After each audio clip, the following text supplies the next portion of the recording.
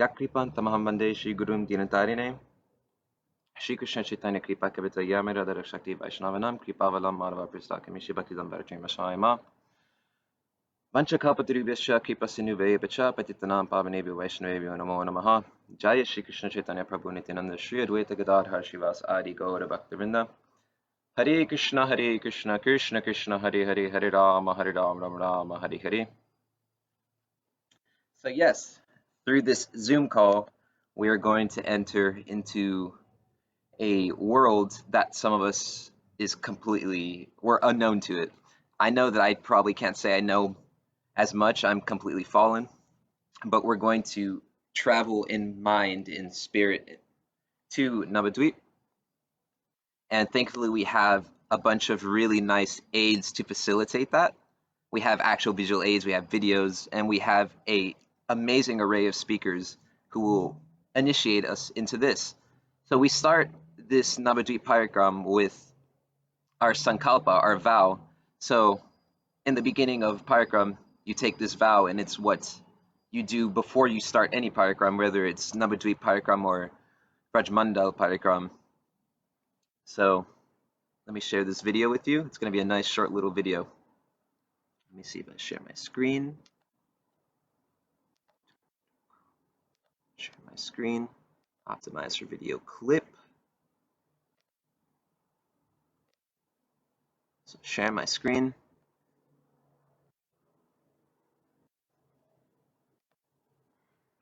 Let's see.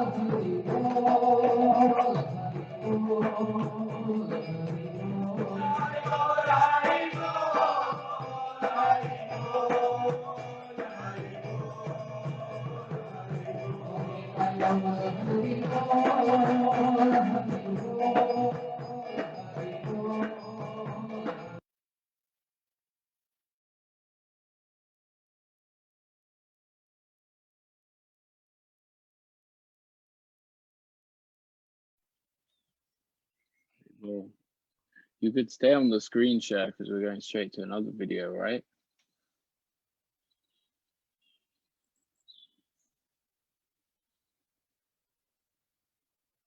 Well, Vishwarup, you're on mute.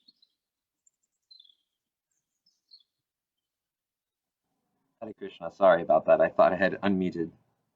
So yes, so the first speaker that we have today, who we regrettably have had to shift our plans a little bit, was Srimati Symarani Didi. She had to travel today actually to India, so also we can all wish her most successful travels.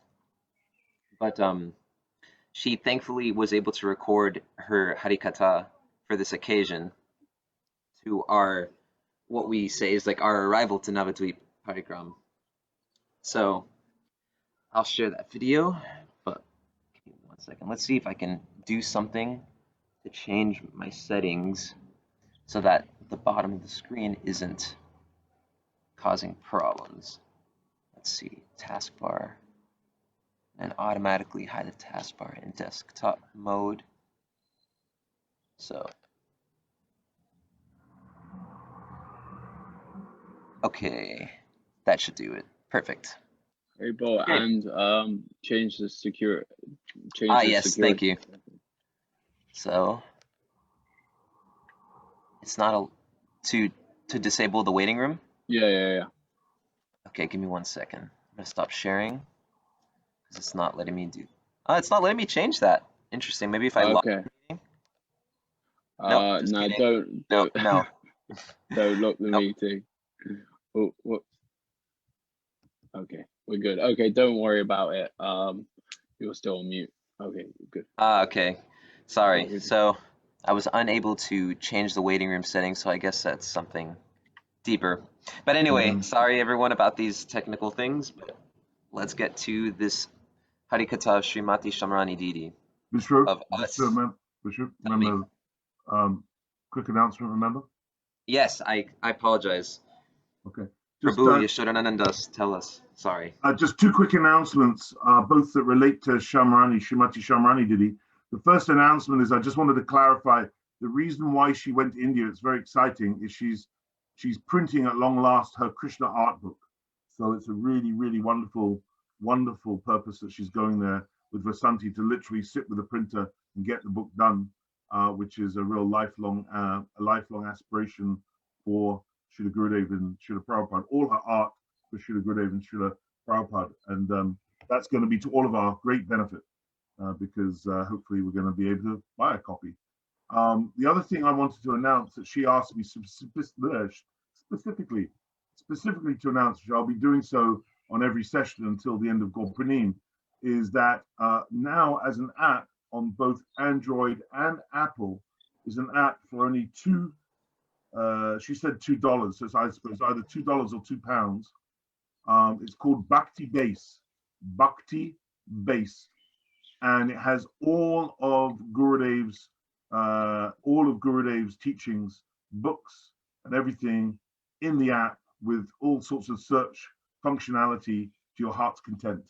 So please go online and download that fantastic app for all of our edification. Thank you very much. Back to you, Vishwarup. Thank you so much. Hare Krishna. Sorry again to Yashodananda Prabhu. I had meant to bring that up. But yes, so going back to Srimati Symarani Didi's Harikatha on the occasion of the arrival to Navadvipa Mandala. So I'm going to share my screen again. Optimize. Here we go.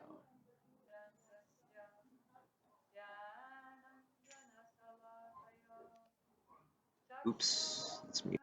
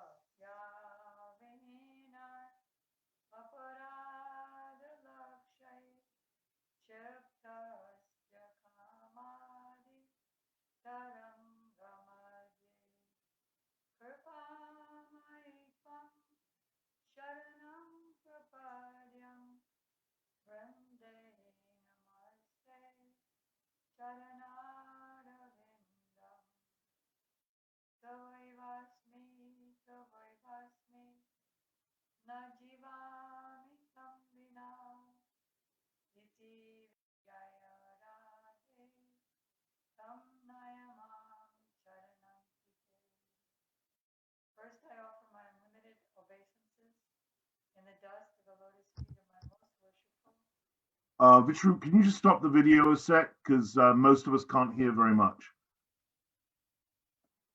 Have you got it on the sound thing that makes... Yes, I do. I did set those settings.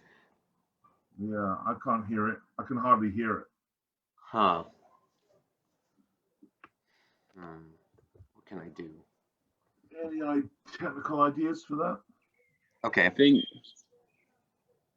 unless Prabhu has an idea, I think we might have to call up Janana and Prabhu, get him to edit the master sound on the video if that's possible, and have the other speakers in the meantime.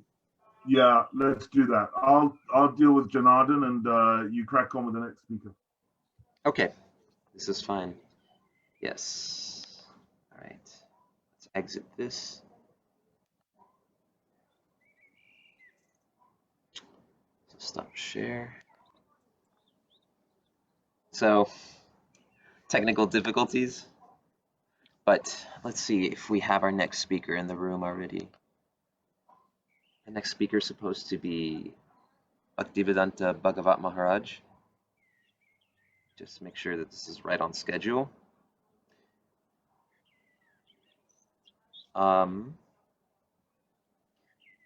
Yes. Bhaktivedanta Bhagavat Maharaj. Sripad Bhaktivedanta Bhagavat Maharaj. Yes. So are you here, Maharaj? You are here, right? Okay, I'm going to unmute you. Please, if you don't mind, just go ahead for us, since we've had to shift the schedule a little bit.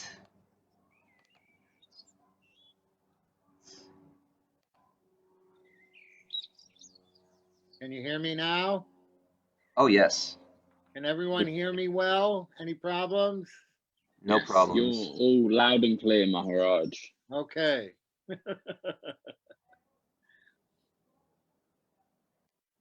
Om Jnana Timirandasya Gyananjana Salakaya Chaksuran Milidanyena Tasmai Sri Gurave Namaha Sri Chaitanya Manubhistam Stabhidanyena Bhutale Swayam Rupam Kadamaya Didanti Swapadante Kam. First of all, I offer my humble obeisances unto the lotus feet of my Shiksha and Diksha Guru, Nitya Lila Pravishta Om Vishnu Pada Satala Sata Sisimad, Srila A.C. Bhaktivedanta Swami Prabhupada. Then I offer my humble obeisances unto the lotus feet of my Shiksha and Sannyas Guru, Nitya Lila Pravishta Om Vishnu Pada Asatala Sata Sisimad, Srila Bhaktivedanta Narayan Goswami Maharaj, Srila Gurudev. I offer my humble obeisances unto the lotus feet of Nitya Lila Pravishta Om Vishnupad Asatara Satasi Simad, Srila Gaur Govinda Goswami Maharaj and Srila Bhakti Vigyan Bharti Goswami Maharaj, my two Shiksha Gurus. I offer my humble obeisances unto the lotus feet of the Sri Rupanuga Guru Varga, Srila Bhakti Pragyan Keshav Goswami Maharaj, Srila Bhakti Siddhanta Saraswati Goswami Thakur Prabhupada, Srila Gaur Kishore Das Babaji, and Srila Bhakti Vinod Thakur. And I offer my humble obeisances unto the feet of all the Vaishnavas and Vaishnavis who are present here today. My Dandavat Pranam, my Dandavat Pranam. So, today, Vishnu, you had me in that, so it's a little, yeah. I'd rather just see myself there. Can you put me in the? It's disconcerting for me to look at somebody else's face while I'm trying to lecture. Okay. Maharaj, what you have to do, we had this before, right? You have to pin yourself. So if you go on your screen, yeah, you click the three dots and then a drop down will come. You click pin. Oh, pin. Okay, got it. Right, we did this before, but I forgot. I'm an old man. You've always got to keep me up to date. So funny. Okay. All right. So yes, Maharaj, thank you so much. You have Thank 15 you minutes. so much, everyone, for being here today at the beginning of the Sankalpa of the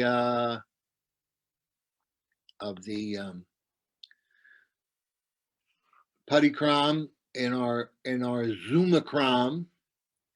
I would like to first recite the prayers to invoke well-being, which were usually recited at these when we took these vows, these agreements that we made with Krishna and the Vaisnavas and the demigods about doing our Parikarama. So I'm just going to recite them. You can all listen, or we could do it. We could do it call and response. What would you like? Call and response. We'll go through I this. think better that we listen, because you won't be able to hear the response, Maharaj. Okay.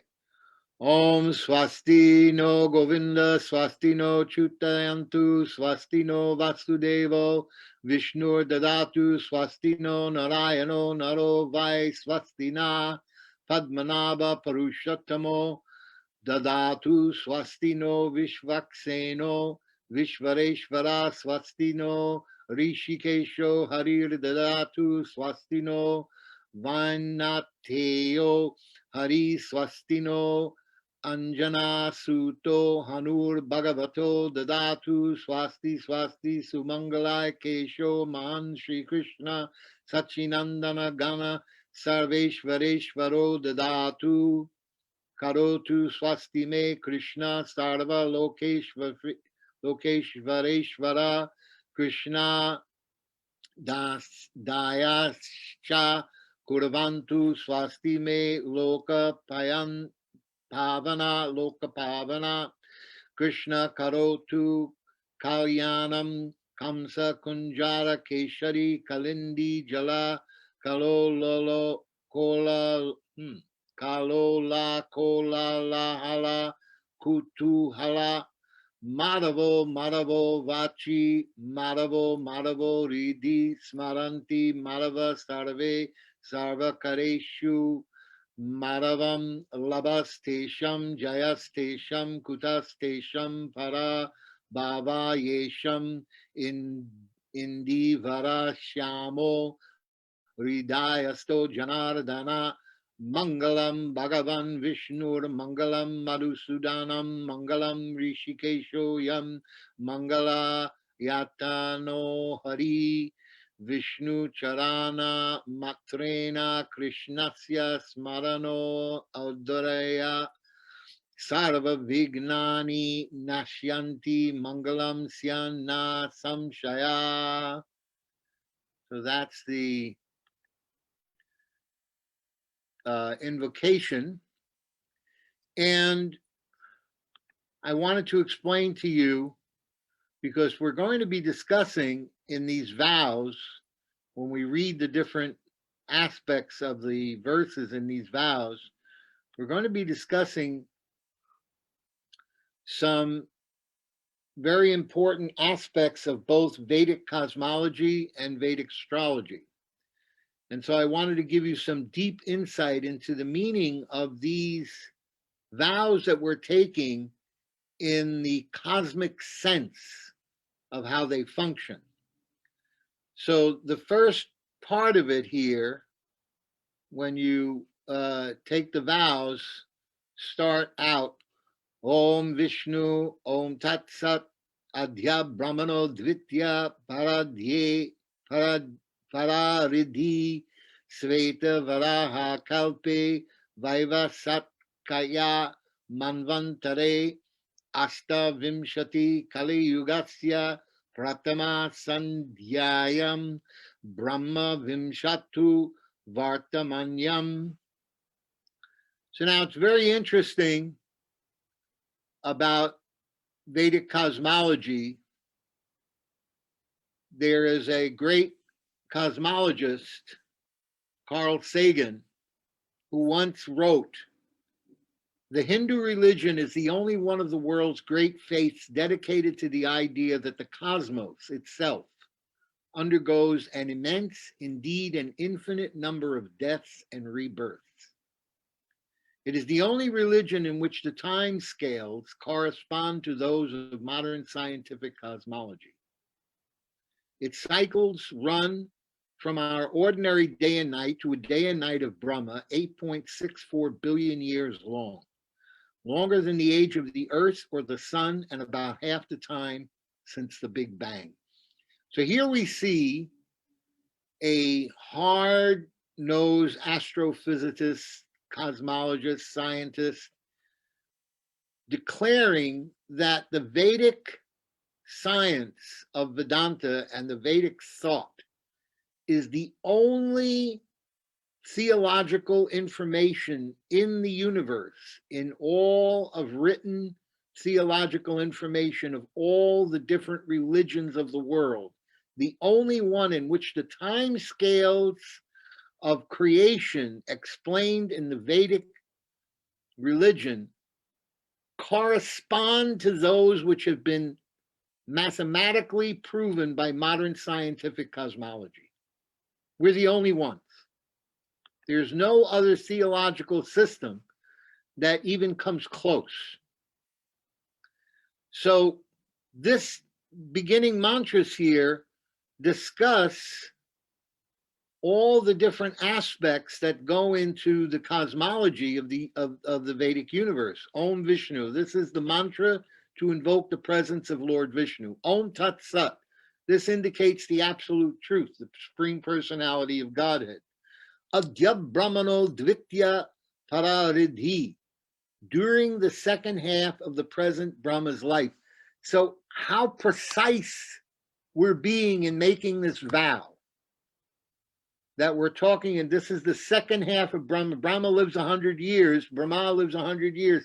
This is the second half. It means it's past the 50-year mark of Brahma's life, this Brahma in this universe. Adya Brahmano Dvitya Pararidhi, during the second half of the present Brahma's life. We're making this vow. Sveta Varaha Kalpe, during the Sveta Varaha millennium, which is a millennium related to the Varaha avatar. Vaiva Svatakya Manvantare, during the reign of Vaivasvata Manu. There are 14 Manus, each living for 72 Chatur Yugas during the day of the Lord Brahma. And here is the reign of the Vaivasvata Manu. And so it is being explained that we're taking the vow during the second half of Lord Brahma's life, during the Sveta Varaha millennium, and during the reign of Vaivasvata Manu. And where exactly in the reign of Vaivasvata Manu are we? We're in the 28th Kali Yuga. So there's 72 Chatur Yugas in the life of Vaivasvata Manu. This is the 28th Chatur Yuga, and it's the 28th Kali Yuga in the reign of Vaivasvata Manu's 72 Chatur Yugas. Pratama Sandhyayam, during the first part of Kali Yuga. Brahma Vimsatau Vartmanayam, during the present period of time, according to Lord Brahma's calculation. So here we see that the vow is being taken very, very seriously, and it's being taken at a very specific period of time within the cosmology of the Vedic universe and the conceptions of the Vedic universe, which has been praised as mathematically corresponding to modern scientific cosmology. Just think about that for a minute. This is a scientific vow. We're vowing with words that are based on math and science. This is not just some emotional expression of our devotion to the Supreme Personality of Godhead, but it is mathematical and scientific in its very nature, in its very structure. We're being pinned down to a particular concept of time, place, and circumstance. Now that we've come from the greater macrocosmological picture, we're going into the microcosmological picture. And in the microcosmological picture, everything is broken down based on Vedic astrology. And so what I did was I cast the astrological chart for 6:30 p.m. London time so that I could give the answers to the astrological questions that are being placed in this vow that we're about to take. So Subha Samvatsare. What is the Subha Samvatsare? That is the lunar year, and the lunar year that we're taking this vow in is Sharvari. INA, course of the sun.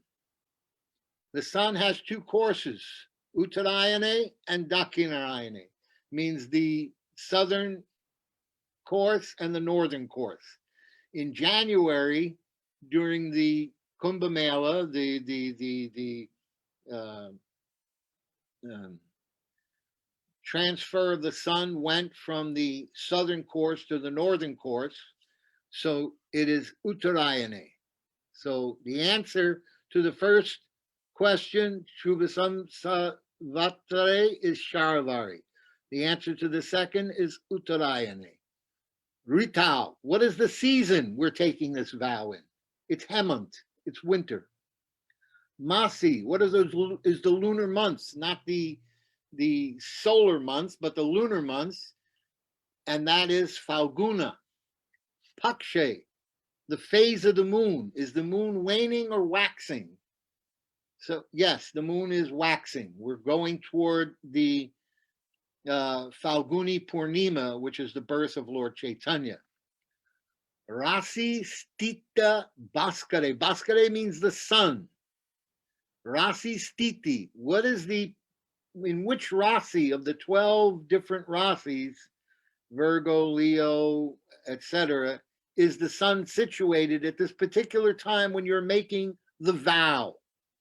And in this case, we are in Meena or Pisces. Surya is in Pisces. Sun is in Pisces. Titao lunar. Titao means the titi, the timing. And the particular day. Okay, which day? Which titi or which day are we celebrating it?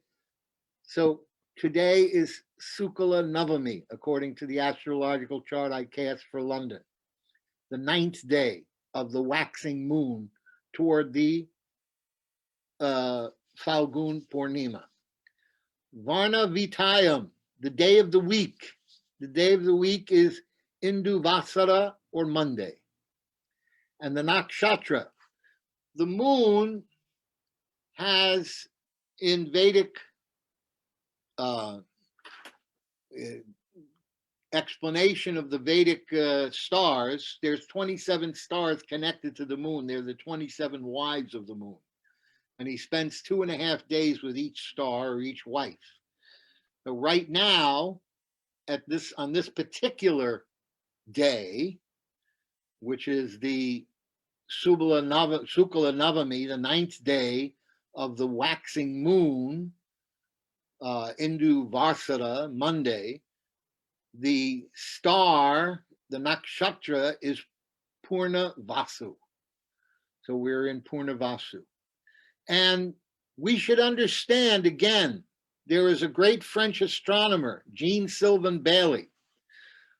The motion of the stars, this is a quote, direct quote from her, the motion of the stars calculated by the Hindus before some 4,500 years ago vary not even a single minute from the tables of Cassin and Meyer used in the 19th century.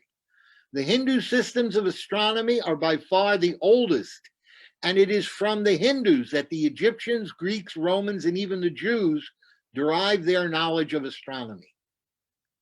So here we see again that everything that we're doing is based on math and science.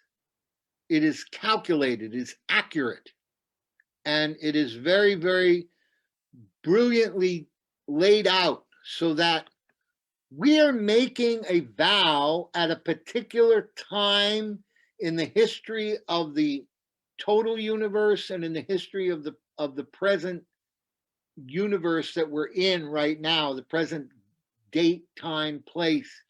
Everything is very, very clearly delineated, that so that you're held responsible. And who are you held responsible to? This is what we don't understand because of our upbringing in Western civilization, in which the only God that we've ever heard of is the God in the sky.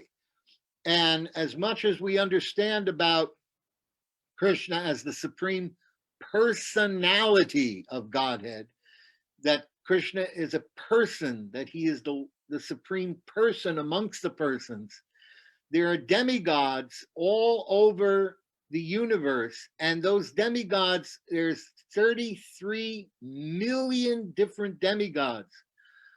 Every one of these things here, the zodiac sign, the personality of each zodiac sign is a demigod. It's a person. There's a personality for the phases of the moon.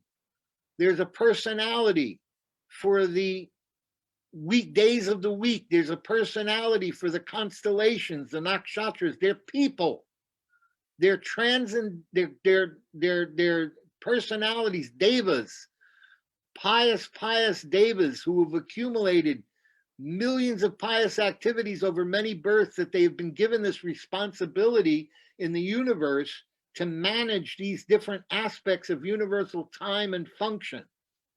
And we're making a vow before all of these people, all of these personalities, the seasons, the month of the year, the day of the week, the zodiac, the lunar day, the weekday, the constellations. We're making vows before all of these personalities that we're going to do something, that we're going to make a promise that we are going to fulfill by going out on this Parikarama and doing this Parikarama and getting the benefits of the Parikarama by making the vow to fulfill it. When you make a vow, I remember Srila Gaura Govinda Maharaj, he had a vow every morning.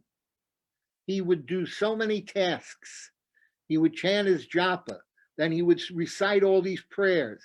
Then he would recite all these verses. Then he would do translation work of his books.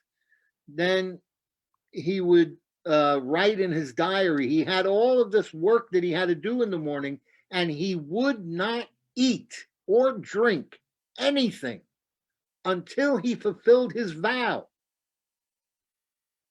This was the nature of his vow.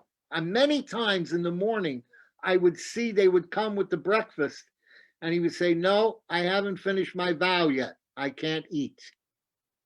He was like this.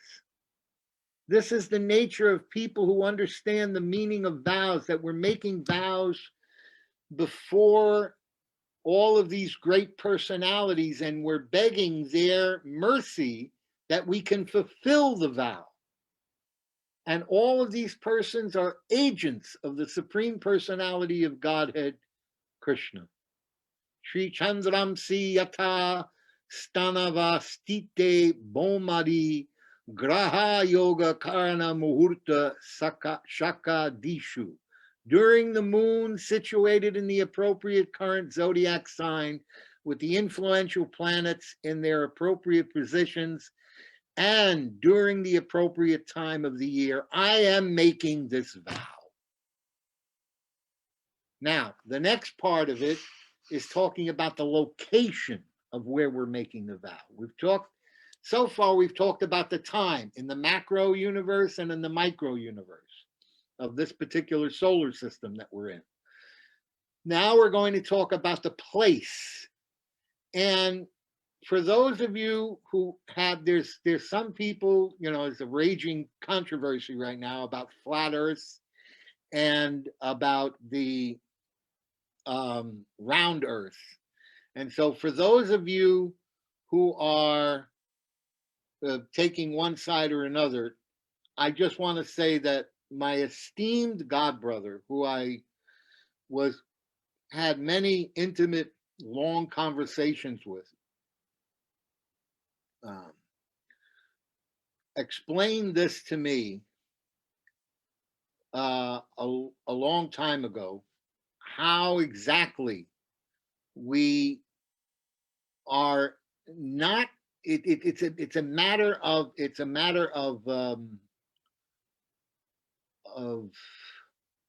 I'm really sorry because it's vertigo. I'm having a little memory problem. It's a matter of dimensions. Okay, it's a matter of dimensions. And what he explained to me was that the flat Earth and the round Earth actually exist simultaneously in two different dimensions. And depending on the consciousness of the person who's looking at it, he can see either one or both. Now, I remember Srila Prabhupada, when they were talking with him in Vrindavan about this whole thing, about the fifth canto, and they asked him, here it says that there's a mountain that's 10,000 miles high. And Srila Prabhupada said, yes, I've seen those mountains. And they said, where, Srila Prabhupada? He said, when I was flying in Europe. When you were flying in Europe? Yes, there's a mountain range in Europe. I was flying there. You mean the Alps? Yes, there, when I was flying over that mountain range. And you saw a 10,000 mile high mountain? Yes, there was a 10,000 mile high mountain there. Prabhupada, there's no 10,000 mile high mountain in the Alps. I have seen, and you cannot see the 10,000 mile high mountain. So he was explaining to me, Sadaputa, my godbrother, Dr. Richard Thompson was his legal professional name. He was explaining to me how these two things exist simultaneously and only certain people have the vision to see the two different dimensions. Hare Krishna Maharaj, we only have 1 more minute, so sorry. Okay. So, the next part of the prayer is Jambudvipe Bharatakande Medabhutasya Sumeru Dakine. Jambudvipe, on the island called Jambudvip, in the part called Bharat, on the earth south of the Sumeru mountain, on the northern corner of the salty ocean, on the western side of the Ganges or the eastern side, depending on which location we're in when we make the vow. Purana Bhumau, in the ancient land between Ganges and Yamuna rivers. Sri Shalagrama Shila Go Brahmana Vaishnava Vahini Sani Dao. In the presence of Sri Shalagram Shila, the cows, Brahmins, Vaishnavas, sacred fire, etc. Asmin Vishishta Bharatavak Varshakya Punya Bhu Pradeshe, in the special land called Bharat, also known as the place on earth that is very pious. This line can be omitted if you're not in India at the time when you make this prayer. Achyuta Gotrasya, in the dynasty of Sri Krishna, in the Vaishnav dynasty of the infallible one, Achyuta. Krishna Bhakti Labharte, for the purpose of attaining Krishna Bhakti. At this point, you have to state in the vows, you have to state your name and what you're looking for. And it says that you have 3 different kinds of, for all kinds of auspiciousness, as well as, and there's 3 things. Bhagavat Priti Artha, out of love and devotion for the Lord. Shraddha Kramane, for the purpose of offering homage to the deceased. Vaishnave Havanam Cha Bhagavat Pujanam, for the purpose of Vaishnava fire sacrifice or for worship of the Lord. So in our case, it's going to be the first one, Bhagavat Priti Artha, out of love and devotion for the Lord. Maya Kriyate, it is today performed by me. And this is the deep inner meaning of understanding the vows that you have taken to, or the vows that you will be taking in order to worship the Supreme Personality of Godhead by performing this Parikrama, which was instituted by Srila Bhaktisiddhanta Saraswati Thakur, carried on by Srila Bhakti Pragyan Keshav Goswami Maharaj, and then carried on by Srila Narayan Maharaj for our benefit. And so I want to just say one more thing about this Parikrama, is that Srila Bhakti Vigyan Bharti Maharaj used to talk about, and Srila Gurudev used to talk about, when we go to these holy places, we have to hear the Harikatha of the devotees, the pure devotees. Srila Bharti Maharaj said, Parikrama without the association of the Pranayi Bhaktas is useless. You have to have the association of the dear devotees of the Lord who speak the Harikatha of the pastimes that are at the particular holy places that you're going to, so that you will make advancement in your spiritual life, understanding the deep inner meaning of these holy places when you go to them and take darshan of those holy places. So we are very fortunate that we've got such great association of so many great Vaishnavas, and we will be carrying on this tradition of Srila Gurudev. Even though we can't physically be present, we can hear the transcendental sound vibration of the glories of the Dham from great devotees who have been dedicated to practicing Krishna consciousness and hearing the Harikatha. They've already heard the Harikatha of the great Pranayi Bhaktas, and now they will try to transmit it as purely and as clearly and as cleanly as they can for the benefit of all. So with that, I want to thank you for taking the time to hear what I had to say about the vows for the beginning of our Parikrama.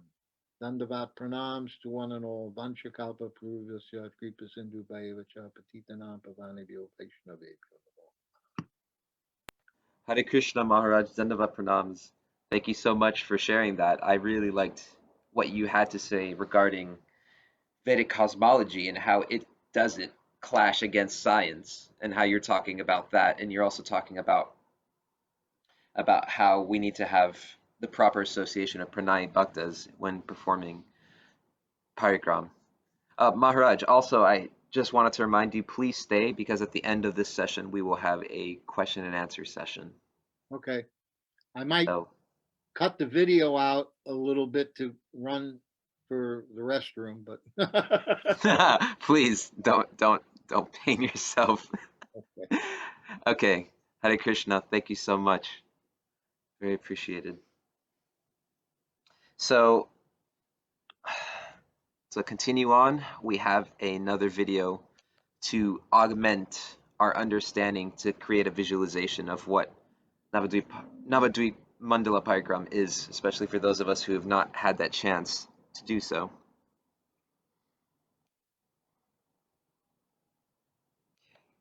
I'm going to share my screen.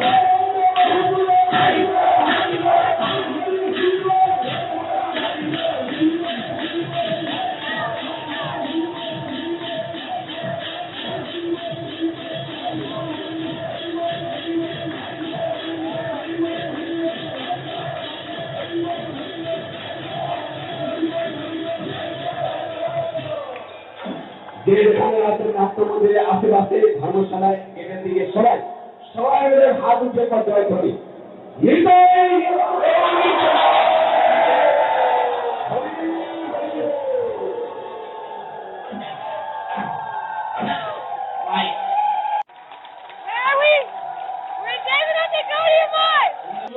Navadvipa Parikarama. Devananda Gauriamma. Devananda Gauriamma. We're in Devananda Gauriamma. This is Devananda Gauriamma.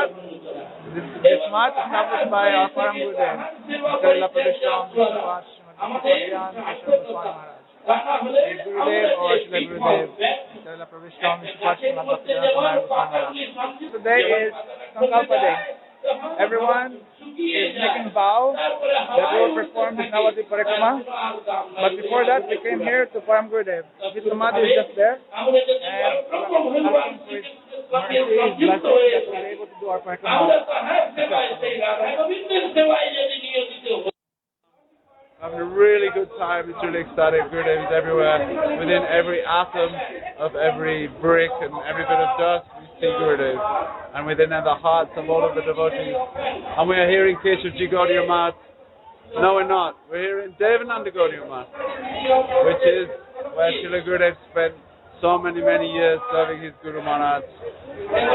So we pray to the dust of this place. This is the Aparad Banjan pit where all offences are forgiven. So we pray to the dust of this place. Please forgive our offences and pray to Param Gurudev, Nityalila Pravishtam Vishnupad, Srila Bhakti Pragyan Keshav Maharaj, and Nityalila Pravishtam Vishnupad, Srila Bhakti Vaman Goswami Maharaj. Please give mercy that we can perform Navadvipa Parikarama very nicely. And now we're going to take Ganga Snan.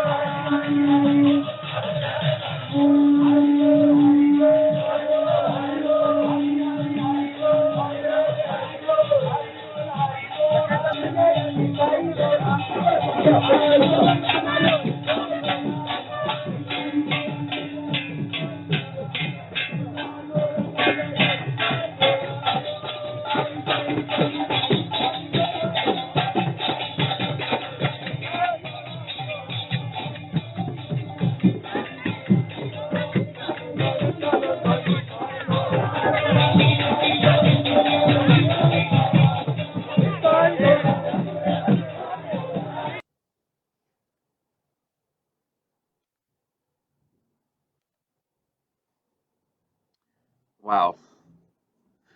seeing videos like that is very inspiring, especially seeing the amount of devotees and the fact that they're in Devananda Gaudiya Math and they were traveling to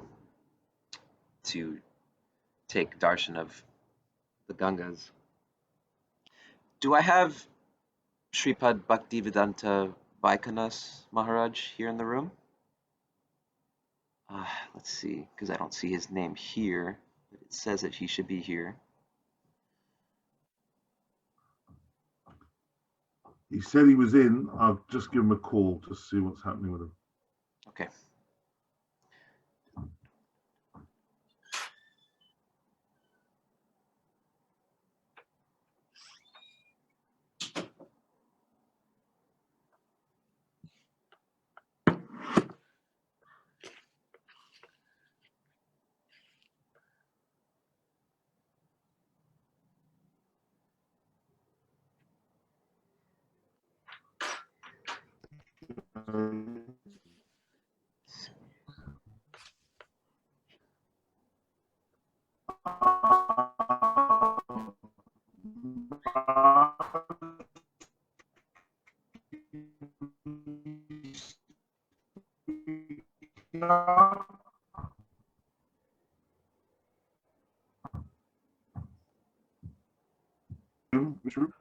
Yes.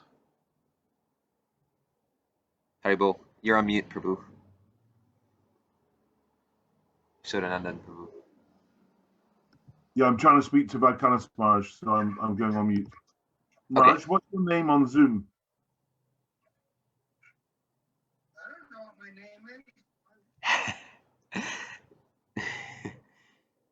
um.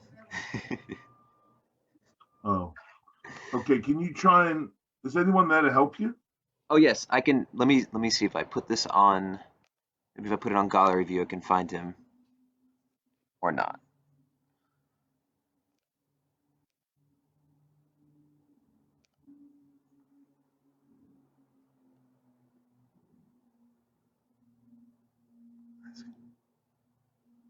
Oh, okay. Good idea. I'm gonna unmute everyone, and I want you to say something, Maharaj. Oh no, never mind. Just kidding.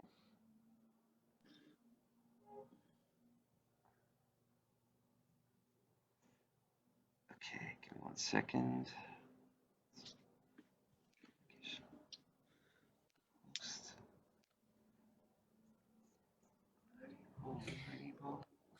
Hare Krishna Maharaji, if you can hear us, if you can put your video on, we'll be able to find you on this.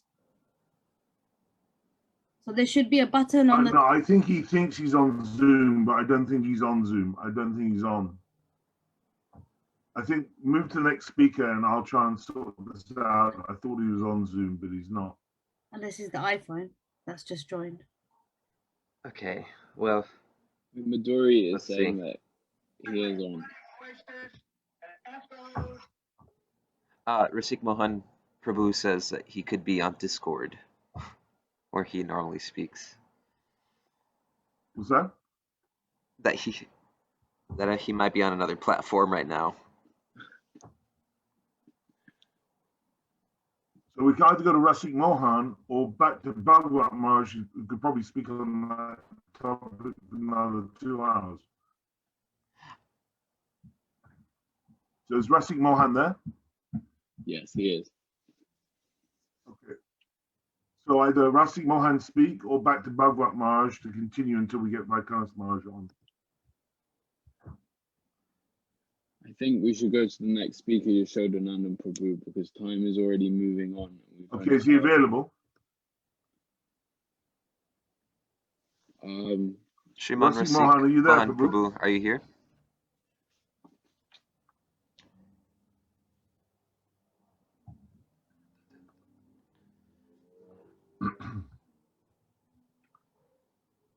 He's definitely here. You just need to ask him to unmute himself. Okay, I will mute you right now. Or no, already done. Perfect.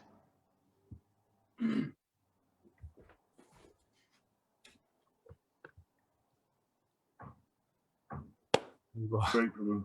Wonderful. You Krishna. saved the day. Jai Ho, Dandavats, everyone. Haribol. So I'll speak for 15 minutes. Yes, please. And I will, if you don't mind, I'll either Yes, send give you me a a cue. message or put a sign up, something. Thank you. Okay, Hare Guruve Gaura Chandraya Radhikaya Itadalaye Krishnaya Krishna Bhaktaya Tada Bhaktaya Namo Namaha. Jai Shri Krishna Chaitanya Prabhu Nityananda Shri Advaita Gadadhara Shri Vasadi Gaura Bhakta Vrinda. Hare Krishna Krishna Krishna Hare Hare Hare Rama Rama Rama Hare Hare. Jai Shri Gurudeva ki Jai, Guru Parampara ki Jai, Shri Navadvipa Dhama ki Jai. So I'm honored to participate here with this first Zoomakaram of our Yuga. Jai Ho. Thank you to all, especially Shodanandan Prabhu for orchestrating and all the hosts and everyone participating. So we have this chance now to perform Manasi Parikarama by our mind, and with all the devotees, Sadhu Sangha, we can go to Navadvipa Dham. It is said that the mind is higher than the body. So if you're able to be there by mind, it's also very beneficial and very auspicious. Everyone can hear me okay? Perfect. You have the nice mic. So we pray to Shri Navadvipa Dham. Jaya Navadvipa Nava Pradeepa Prabhava Pasanda Gajaika Singha Swanama Sankhya Japasutra Dhari Chaitanya Chandra Bhagavan Murari. Shri Navadvipa Dham is non-different from Shri Gaura-Nityananda Prabhu. But it's also non-different from Srimati Radhika and the Astasakis, her 8 Kaya Vyuha expansions, Lalita, Vishaka, Chitra, Champakalata, Ranga Devi, Sudevi, Induleka, and Tunga Vidyasaki. So these 9 islands are described to be like 9 lamps, Pradeep, Prem Pradeep, 9 lamps of divine love. And by taking shelter of these 9 islands, at that point, we can realize our true spiritual identity. They can illumine our true spiritual identity and take us out of darkness. That's why it said Jaya Navadvipa Nava Pradeepa. Each of these islands is like a glorious transcendental lamp illuminating our spiritual identity. Therefore, we take shelter of Navadvipa Dham, Nava Pradeepa. By the influence of these 9 lamps, Nava Pradeepa, Prabhava Pasanda Gajaika Singha, all the atheistic tendencies are vanquished, like lions vanquishing an elephant. Prabhava Pasanda Gajaika Singha. In these Navadvipa Dham, Swanama Sankhya Japasutradari, Shri Chaitanya Chandra, who is non-different from Shri Krishna, chants his own names, Hare Krishna, Krishna Krishna, Hare Hare, Hare Rama, Rama Rama, Hare Hare. This is chanting his Yugal's Roop name, Shri Radha Krishna together in meeting and separation, and the form of Radha Krishna combined is Shri Sachinandan Gaur Hari, Chaitanya Mahaprabhu. Therefore, taking shelter of this Navadvipa Dham, we take shelter of Sachinandan Gaur Hari and of Shri Radha Krishna and of the Astasakis. Each of these islands is representing one of the 9 limbs of devotion. So Antardvip Mayapur is Srimati Radhika's island, and this is representing Atma Nivedanam, complete self-surrender. The mood that Mahaprabhu spoke in Shikshastakam, Ashlisha Vapada Ratang Pinastumam, Adarshanang Marma Hatang Kurotuva, Yata Tata Vidadhatu Lampato, Mat Prana Natastu Sa Eva Naparaha. I am yours. Even if you reject me, even if you neglect me, even if you show love to others in front of me, I am only yours. So Antardvip is Atma Nivedanam. Then Simanta Dvip. This is Shravanakya Bhakti, the process of hearing. We are in the Shrota Parampara, the process of hearing from pure sources. And by that, we can go upon the descending path to salvation. So Simanta Dvip is where Samantini Devi performed this Shravanakya Bhakti. Then Godrun Dvip, this is the place of Lalita Devi in Kirtanakya Bhakti, chanting. From there, we progress to Gola Dvip, Madhya Dvip, where Smaranam, remembrances, performed. Then we go to Koladweep, Pada Sevanam. Pada Sevanam, going on Parikarama, worshipping the Lord's lotus feet, worshipping the devotees. From Madhyadweep, we go to Koladweep, Pada Sevanam. Madhyadweep Smaranam, Koladweep Pada Sevanam, Rudradweep. Rudradweep is Archanam, performing worship. Then we go to Janudweep. Janudweep is where we perform Vandanam, offering of prayers. This is where Janavi Devi, Ganga Devi, received her name Janavi, where Janu Maharaj himself was performing tapasya and offering prayers. So that is Vandanakya Bhakti, Vandanam. Then from there we go continuing forward from Janudweep, from Ritudweep to Janudweep, then to Moda Drumadweep, where we perform Dasyam, the mood of developing the mood of a servant, performing Seva. And finally we go to Rudradweep, which is Sakyam, developing the mood of being a friend to Shri Krishna. Ultimately it is said that the Atma, the soul and Paramatma are together seated in the heart. And yet we are neglecting our true friend, Paramatma. So by taking shelter of Rudradweep, we develop the mood of Sakyam, that God is our true and only friend. Tvameva Mata, Tvameva Saka, Tvameva Bandhu. So in this way, we take shelter of Shri Navadvip Dham and we perform our Sankalpa. On this day, we are taking our vow, how we are going to perform this Navadvip Dham Parikrama.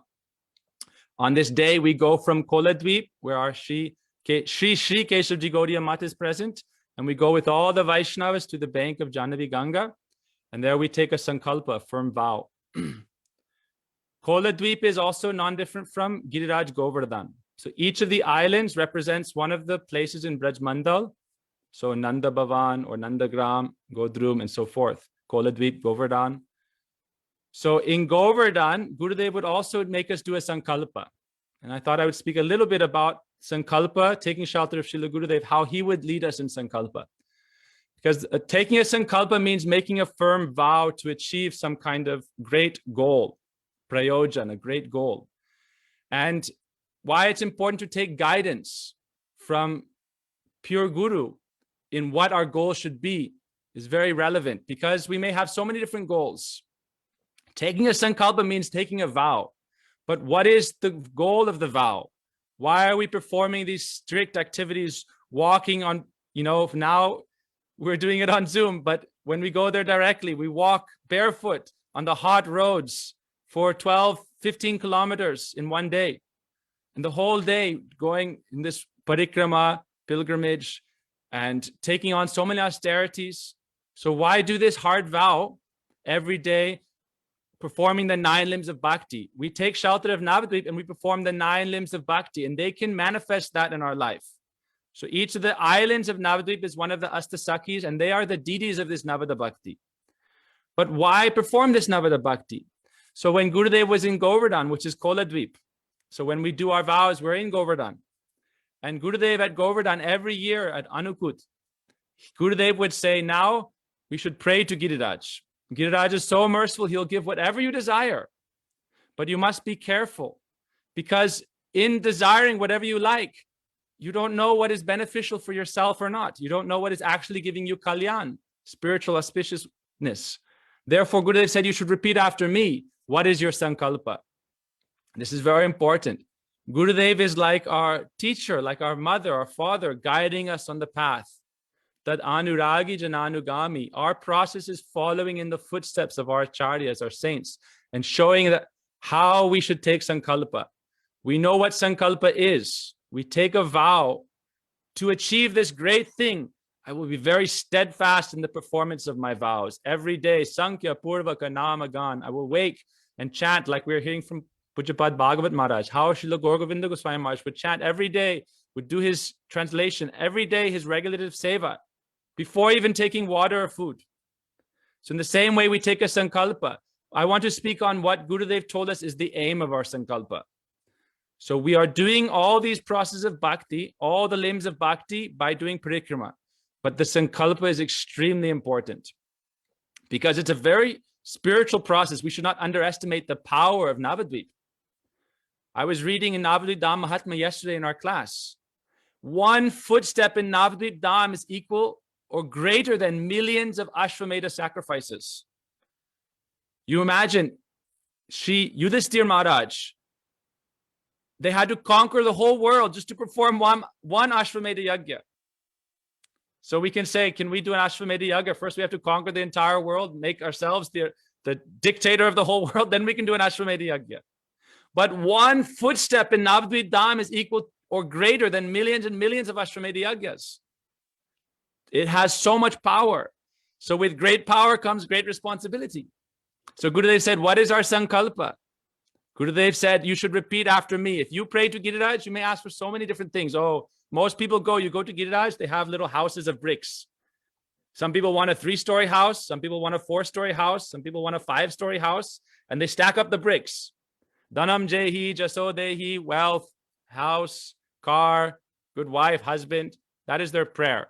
So Gurudev said, don't take a sankalpa for that. Therefore, repeat after me. And this is our sankalpa. Gurudev would say, repeat after me and try to make your heart one with mine. Koro more atmasad. That is our goal. Make our heart one with Srila Gurudev, with his desire. Manobishta seva. Serve his heart's desire. So Gurudev would say, repeat after me. Tave vasmi. Tave vasmi. Everyone would repeat. Tave vasmi. Na jivami. Na jivami. Tvaya vina. Tvaya vina. Iti vigyaya. Devi tvam. Nayamam charanantike. Nayamam charanantike. When Gurudev would sing these verses, he would also repeat lines. I remember, so sweet, if you listen to Gurudev's Mangala Charanam. Gurudev would sing, Ha Devika Kubara Gada Gada Yadyavacha Yache Nipatya Bhuvidandava Dudbatarthi Asya Prashadam Abudasya Jana Sakritta Gandharvike Nijagane Gananam Videhi Gandharvike Nijagane Gananam Videhi. So Gurudev said, this is our Sankalpa. Every day when we wake in the morning, we should pray. Gurudev said, Kali Yuga, in this age, we do not have so much lifespan. We do not have so much intelligence. We do not have so much strength, so much willpower. Therefore, you do not have time to be divided in your focus. Gurudev said, become Ananya, one-pointed. And what is that one-pointedness you should develop? Oh, Srimati Radhika. Please. And Gurudev would say it in English also, not only Sanskrit. Gurudev would say, repeat after me, oh, Srimati Radhika. Oh, Srimati Radhika. Please, please. Accept me amongst your own group. Please accept me amongst your own group. Give me a small place amidst your intimate associates. So Gurudev would say, this is our vrata, this is our sankalpa. And then Gurudev would say, what is our vrata tapa? Shirupa manjari pada se mora sampada. Se mora bhajana pujana, se mora bhajana pujana, se mora prana dhana, se mora yabharana, se mora jiva nirjivana, se mora jiva nirjivana. The lotus feet of Sri Rupa Manjari, they are my only wealth. They are my treasure. They are my bhajan and my puja, my worship, my practice. They are my life and soul. They are my ornaments. They are my very life. Se brata, se tapa, se mora mantra japa. The lotus feet of Sri Rupa Manjari, they are my brata. They are my purpose of my vows, to achieve her shelter in her lotus feet. Se mora mantra japa, for her service, I'm chanting mantra japa. Se mora dharma karama, worship of Sri Rupa Manjari, that is my dharma, my karma, everything. When I receive her mercy, then my life will be successful. So Gurudev would tell us, this is our sankalpa. And all together, when we are all together, like the gopis came together and sang Gopi Geet, then Krishna was bound to appear before them. So we pray, Radha Krishna are far away, Sri Rupa Manjari is far away from us, but Guru Pada Padma is very near, Vaisnavas are very near. So we follow the footsteps of Guru Pad Padma and we try to make his mood one with ours. We may not understand this, but Gurudev would say, if in your life you can just develop a little bit of respect for the Sakhis, for the Braja Gopis, then your life will be successful. Many people, they said, Gurudev, oh, I'm struggling so much in my sadhana. I don't feel like I'm advancing at all. And Gurudev would say, what do you want? What is your goal? And they say, oh, you've told me so many times, I want to be the Palyadasi Srimati Radhika. Gurudev would say, your life is successful. So Gurudev was so pleased with them. Gurudev said, do not worry about these things. Your life is successful. So now we have come to Navadvip Dham by mind, by body, by soul. We are trying to be there, by mind at least, and by heart, under the shelter of Guru Pada Padma. This Navadvip Dham, Mahaprabhu has come here. Anarpita charim chirat karunaya avatirna kalau samarpayitum unata ujvala rasam svabhakti shriyam hari purata sundara diti kadam basandipada sada hridaya kandaris puratu va Sachinandana. We pray that Sachinandan, Gaur Hari, appears in our heart, that Sri Navadvip Dham is the topmost abode. In Brahma Sanghita, it is described that Svetadvip Dham. Gurudev said this is Svetadvip. And in that Svetadvip Dham, every step is like a dance, every word is a song. And we see that in Navadvip when we go on Parikarama, every step, everyone is dancing. And every moment, everyone is singing every word. And if someone was chanting japa and beads, Gurudev would take their japa beads and say, why aren't you chanting and dancing? So Svetadvip Dham in Brahma Sanghita is Navadvip Dham. And it said every word is a song, every step is a dance. And he very beautifully glorifies that Navadvip Dham. So all of our devas, Mahadev, Shiva, all the avatars, all of the Sampradaya Acharyas, they all come and take shelter of Navadvip Dham. So this Navadvip Dham, Shri Gaurasundar appeared to take shelter of the mood and complexion of Srimati Radhika. Tapta Kanchana Gaurangi, he took shelter of Srimati Radhika, then he became Gauranga. And what was his desire? Raga Marga Bhakti Loke Kodite Pracharan, Rasika Shekara Krishna Parama Karun. That supremely merciful Krishna appeared as Sachinandan Gaur Hari with the mood and complexion of Srimati Radhika. And then he came to spread this pure devotion in the world, Ananya Bhakti. Gurudev taught us this Ananya Bhakti, Anya Bilashta Shunyam Jnana Karmadhyanavratam, Anukulena Krishna Anushilanam Bhakti Rutama. This is topmost devotion. No other desires, only one pointedness. We must develop this Krishna Anushilanam, taking shelter of Shri Krishna through Srimati Radhika and her associates. Bhaktivinoda Thakur, he said, we are the Swarup Rupa Nugadhara. We are in the line of Swarupa, Rupa, and Rupa Goswami, that is Lalita Saki, Rupa Manjari. Therefore, Bhaktivinoda Thakur said, Lalita Sakira Ayogya Kinkori Vinoda Dhari Chepai. Yugala Sevaya, Shira Samandare. When will I get the chance to serve Shri Radha Krishna? By taking shelter of Lalita Saki. So this is our line, and I'll finish with this one statement. We are reading in Chaitanya Charitamrita, Adi Leela, chapter 1, text 26. Swami Prabhupada says, all of the gurus in our line, it is established in the authorized scriptures by our recent acharyas, by all our acharyas like Narottam Das Thakur, Bhaktivinoda Thakur, that all the acharyas in our line are either the maidservants of Srimati Radhika, Swami Prabhupada says directly, or they are the empowered expansions of Sri Nityananda Prabhu. So I'm praying to all the Vaishnavas for their mercy, for their shelter, praying to Sri Navadvip Dham, praying to Sachinandan Gaur Hari, to Jagannath Mishra, to Sachi Mata, to Vishnu Priya Devi, Lakshmi Priya Devi, Gadadhar Pandit, all of Mahaprabhu's associates, that we can successfully perform this Navadvip Dham Parikrama. Vanchakalpadribhasya kripa sindhuvevacha patitanang pavanebhyo vaishnavebhyo namo namaha. Hare Krishna, Sriman Rasik Mohan Prabhu, thank you so much for sharing that very, very deep expansion upon the true meaning of making your Sankalpa, that it's not Sankalpa for personal gain. In the mood of Tavoy Vasmi. Yeah, very deep. So we're going to shift our focus now to the second video that we have here.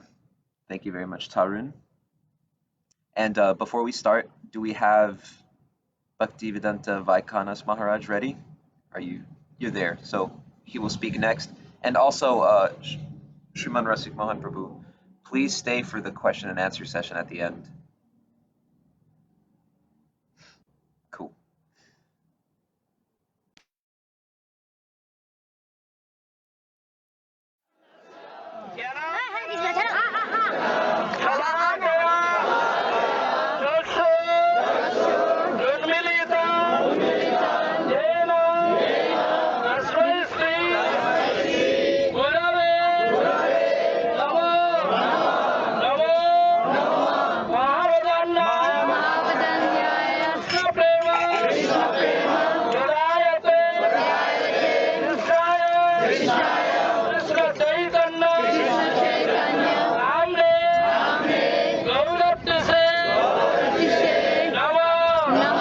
Hare Krishna,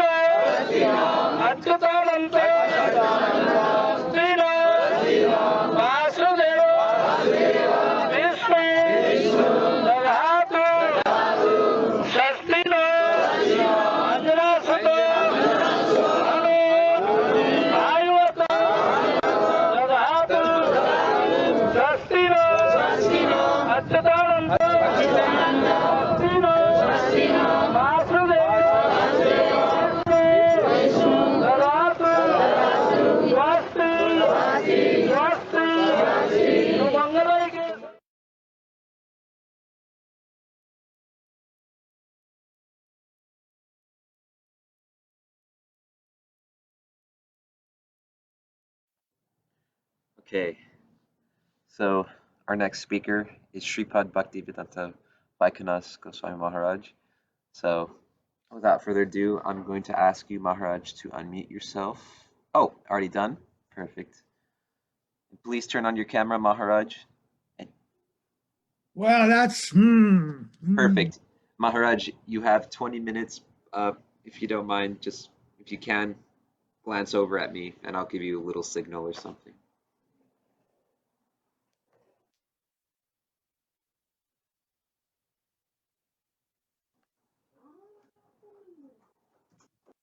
okay. I don't need that. I'm expert in maintaining time discipline. Not like the rest of these fellows. No, we were asking you to help us so that we can get Symarani's video uploaded by you taking the extra 5 minutes. I thought you wanted me to be within the 20-minute window. I've got my timer set. I'm looking 20. at my clock. I know exactly what's going on. What I don't have, though, is a concise conception of what to say. I feel like I've just gotten off the air because it's been all morning long trying to figure out how to get on and work this. I mean, through my phone, through this and that. We're with you, Maharaj. We're with you. We're giving you a collective massage, okay? Yeah. Well, anyway, let's begin. Om Jnana Timirandasya Jnananjana Shalakaya Chakshulamitam Dena Tasmai Shri Gurave Namaha Gurave Gaurachandraya Radhikaya Tadalaye Krishnaya Krishna Bhaktaya Tadabhaktaya Namo Namaha Yam pravajantam anupecha apeta kritam Vapaino viraha katara ajuhava putriti tanmaitaya taravo benedus tam savabhutam hridayam munimanatasmi bhaktya vihina parada lakshai tiptascha kamari tarangamadye kripamai tvam sharanam prapanna prende namaste charanarvindam Tavevasmi na jivami tvaya vina iti vigyaya radhe tvam nayanam charanandike vancha kaupatarubhascha kripa sindhubhya eva cha patitanam pavanebhyo vaishnavebhyo namo namaha. So this is magnificent. We're beginning our entrance into Navadvipa Parikarama. As we heard earlier from Rasika, Prabhu, and others, that the power of Sri Navadvipa Dham is so extraordinary that even if one cannot be there physically, one can meditate on being in Navadvipa Dham and get so much benefit. But there's no benefit without the mercy of our Guru Varga, whom we offer our most respectful obeisance to, unto our Diksha Guru, Srila A.C. Bhaktivedanta Swami Prabhupada, to our Shiksha Sannyas Guru, Srila Bhaktivedanta Narayan Goswami Maharaj, to all of our Guru Varga, to all the assembled Vaisnavas and Vaishnavis. This is rather unique, actually, because I've never spoken on the Sankalpa day about Sankalpa itself. And when that was initially proposed, I kind of just drew a blank. I said, well, what am I going to speak about? I mean, generally we hear, okay, even when we were in Parikarama, in Vrindavan and Navadvipa, it would be kind of general for the most part. We're making a vow. Do something during this Parikarama, make a vow. All right. But no one ever told me what kind of vow to make. Really, what to do, what not to do. Well, as we've heard, I didn't get to hear Symarani Didi's talk. And Rasika was only coming in and out for me. But essentially, this week is a week of Seva to Sridham Mayapur, Sridham Navadvipa, all the 9 islands, actually. It's not just a grand celebration and vacation and tourism where we get to see this place and get to see that place. We're trying to become steeped in the conception of service to the Dham, which includes Mahaprabhu and all the Dhamvasis and everything that goes along with it. And we're going to be hearing that day after day. Our conception of the Dham is going to expand incredibly. And the Sankalpa is a kind of a focus. When we think of Sankalpa in our stage of Vaidhi Bhakti, we think of 2 things. We think of Pravritti Marg and Nivritti Marg, those things which we want to reinforce and do positively, and those things we want to remove from our life. So generally, when I used to do my Sankalpa, I would think, okay, what do I want to avoid in all circumstance? And the one thing that came to my mind most prominently, I want to avoid offenses this week, at least. Being offensive by nature, in body, mind, and soul. Let me please avoid offenses to the Vaishnavas, to Guru, to the holy name, to the Dham itself. Let me be conscious of that. Let me not be critical. Let me simply revel in glorifying the devotees and the places of these pastimes and the histories that we're going to hear. And then positively, let me really focus. And when I do chant, let me chant with attention. When I'm going to these places, don't let me just look around like some tourist. Let me become steeped in the sense that these pastime places, these pastimes are still going on now, wherever we are. These pastimes, when we hear about the Parikarama of Jiva Goswami, periodically, they would see by the grace of Nityananda Prabhu, he would see the pastimes of Mahaprabhu. For pure devotees, for genuine Dham Vasis, when they enter the Dham, they are in that eternal realm. When we enter that Dham, we don't see it quite as it is. There is a covering of the Dham called Maya Drishta Prakash. It's a film, it's a veil of Maya, and we don't see it as it is. If you've read Jaiva Dharma, you read about the experience of Sannyasi Thakur, Brajanath, and Vijay Kumar. When they progressed at a certain point in their bhakti, all of a sudden, when they were traversing through the Dham, an incredible vision came to them of the Dham as it is at the time of Mahaprabhu. What's the time of Mahaprabhu? It's eternal time. It's what Mahaprabhu and his associates are doing all the time. And so Brajanath and Vijay Kumar were walking along, and all of a sudden they saw the house of Sachimata, and they see Mahaprabhu and Vishnu Priya, and they see all this going on.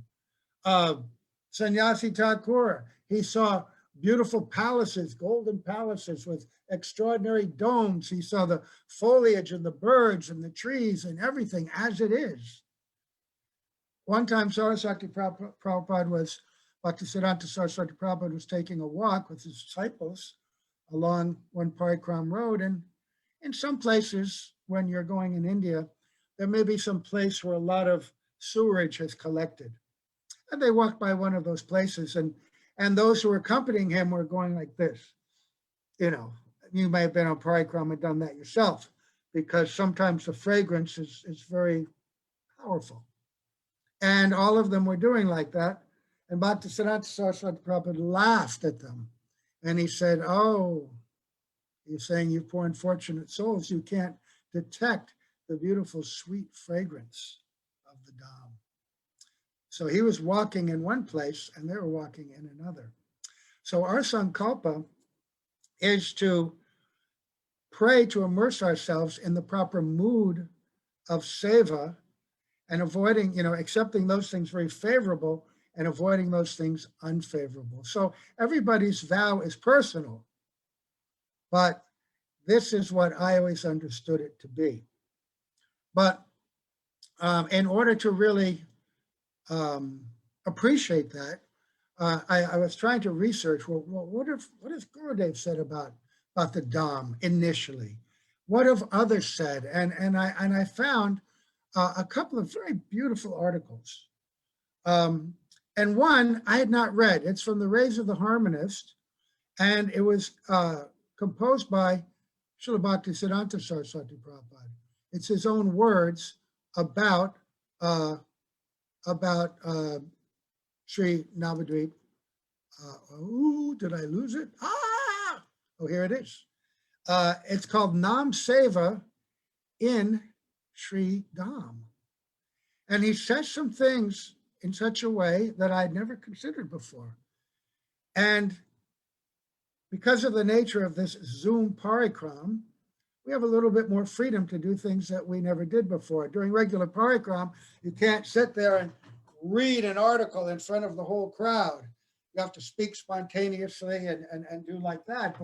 But now I can sit here, and it's almost like on the stage. When Gurudev would be on the stage speaking, so many times because we got to sit next to him, I would look over his shoulder and he would be using his own books as a guide, and his finger would go along the book and he would speak and follow those thoughts exactly.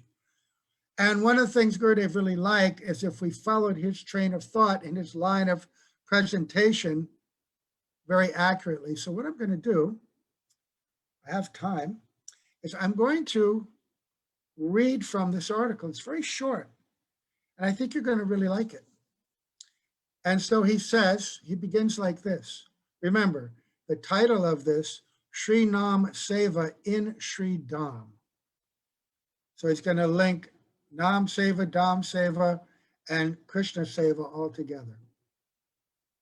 Within this world, only those who attend to Sri Bhagavan's holy name, his Nam, his abode, Dham, and his desires, Kam, are truly worthy of adoration. no being can extricate himself from misunderstanding, which arises from Maya, without serving Sri Nam. The result of serving Sri Nam is that one will be freed from all forms of prejudice and will become settled in serving Sri Krishna's desire. What does it mean, all forms of prejudice? It means all misconceptions based on bodily identification, which distract us and divert us from Krishna Seva. And so we will be settled in serving Krishna's desire. And what is Krishna's desire? What do we know what that is? For us, that means Guru's desire. That the highest stage of that is Vishrambena Guru Seva, to know intimately what our Gurudev wants and to be immersed internally, aligned with that. So Sri Nam will relieve us of the anarthas that keep us separate from this mood of Guru Seva, which is Krishna Seva. And then he says, and the result of serving Sri Dham is that one will be freed from the clutches of the tremendously dangerous conception that I am the Lord. God has no eternal name, form, qualities, pastimes, majesty, and so on. Because when you are in the Dham, you are in the place of Krishna's pastimes, his form, everything that he did and took place. It becomes obviously present before you. When you're in the Dham, it's like no other place. The reality of spiritual experience becomes so enhanced and reinforced in the Dham. It actually helps to remove us from the prejudice and the conditioning that we have interacting with our environment in our ordinary material dealings. There's a power in the Dham, a power which focuses our attention onto the spiritual reality. So when we're there, that by serving Sri Krishna's desires come, one will save oneself from the danger of selfish sensual gratification.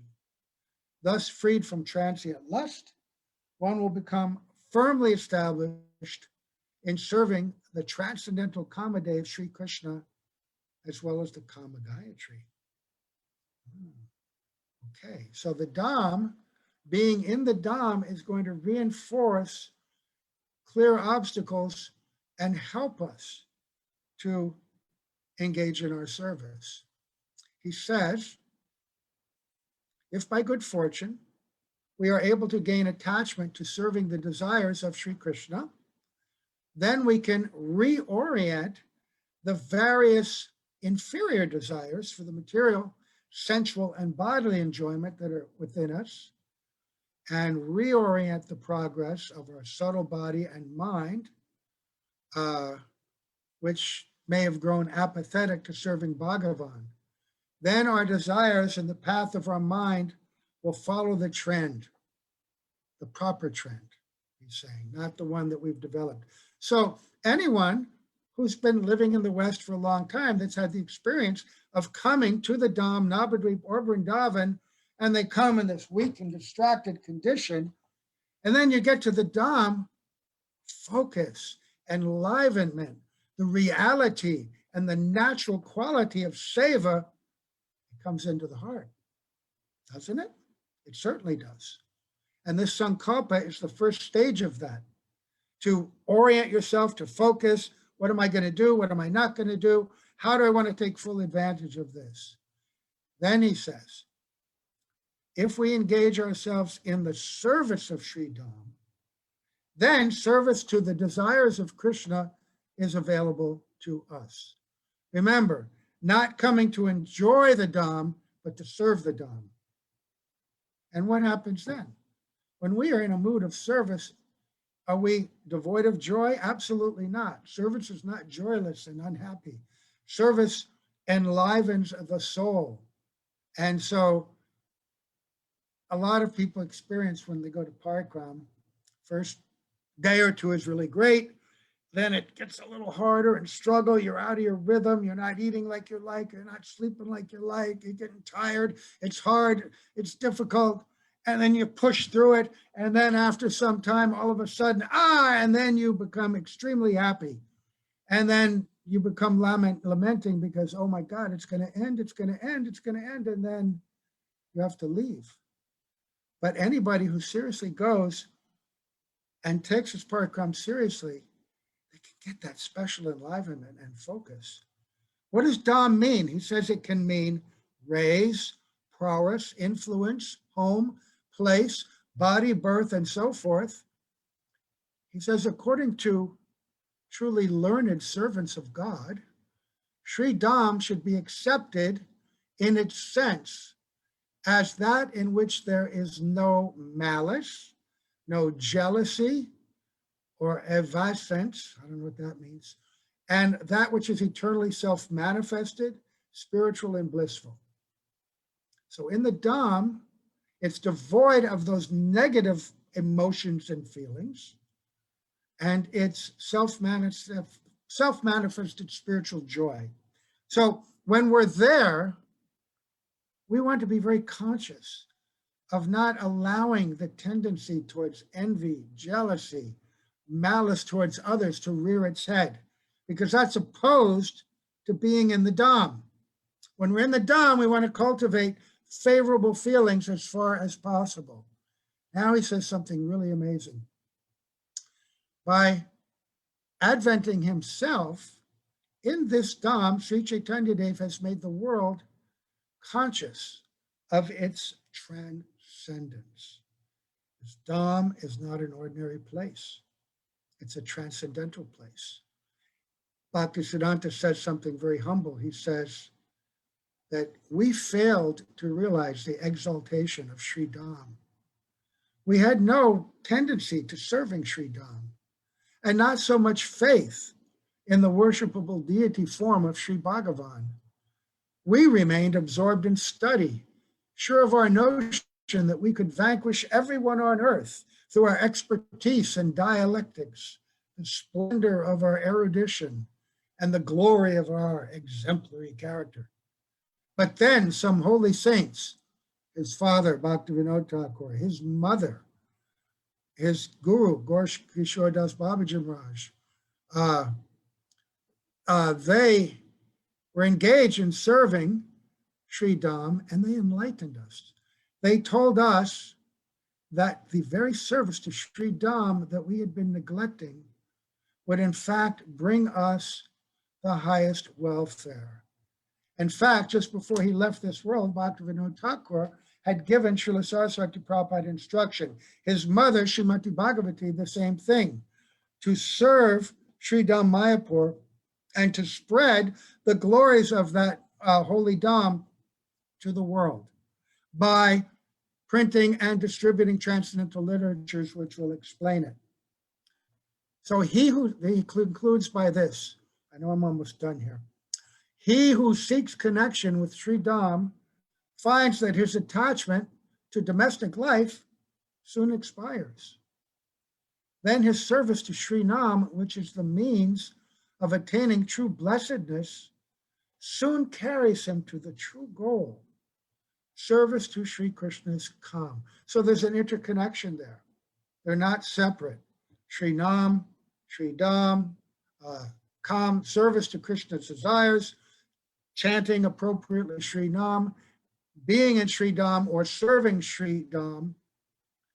He says this in conclusion: the holy name, Sri Nam, of Sri Vaikunta, the spiritual dimension, has descended to this earth. And it is in Sri Dham that Sri Nam has been deposited. The performance of Nam Seva does not bestow Krishna Kam Seva service to Sri Krishna's desires, which is the true and ultimate objective, if one is disconnected from Sri Dham. So the beauty of this Parikarama then is to awaken and establish this connection with the pastime places, the advent and pastime place of Sri Chaitanya Mahaprabhu, his eternal abode, and realize through the study, the hearing of everything that was done in the Dham, we're going to hear so many beautiful pastimes of Mahaprabhu, and each of them so instructive, and each of them awakening the natural attraction of the soul towards Krishna Seva. This is why we're going to the Dham, to hear these beautiful pastimes in this place of empowerment, and to chant Krishna's name, to perform the Yuga Dharma in the mood and understanding the teachings and the gift that Mahaprabhu came to give. And that will be elaborated more and more and more in the days to come. So that's that. My time. Haribol My Maharaj. time proper? Yes, you have hit the perfect cadence. You timed yourself really well. Just like you said. I mean, I have 3, 4 more things I could talk about, but I wanted to get one, but just in case, I started with this. There's elaboration, something else, and a further elaboration, but, usually you don't get that. So that's that. Thank you so much, Maharaj. And I really liked one point that stuck out to me was you saying how when we develop a true relationship with the Dham, we lose that connection with family life, which is, it reminds me of that bhajan, Bandhu Sange Jaditava. Yeah. Yeah. Yeah. So, yeah, so sweet. Well, these are the words of Bhaktisiddhanta Saraswati Prabhupada, and I thought they are very powerful and appropriate to understand how much we can take advantage of the opportunity that is being given to us, offered to us freely, but to do it in the proper mood of service, not as the enjoyer, but going as humble supplicants. Possibly we'll be hearing in incoming days how this is necessary. Jiva Goswami, he was supposed to go to Vrindavan, but first he had to get the mercy of Nityananda and Sri Mayapur. And exactly how he got that mercy. And I was going to talk about that too, but 20 minutes. Maharaji, thank you for persevering with the technology. Oh God, my head almost exploded. I swear my head almost exploded. I thought I was going to die on the spot. And all you would see when you finally connected is this lifeless body on the floor. But that actually might have been auspicious for me, because I would have died thinking about, Navadvipa Parikarama. I was looking for the BBC News for any sannyasis found dead in the Northwest of America. Right, from COVID or something. Anyway. Yeah, anyway, we made it. My final thought was, all right, I see what's going on. It's a test. Because half of me wanted to just blow the whole thing off and say, I'm not talking, get this. And the other half said, no, you fool! This is your chance to take part in Parikarama. Push on, onward, Sargahi Vaishnav, onward on to Vrindavan. So anyway, we made it. Bravo, Jai. Yeah. Okay. So now we're close. Oh.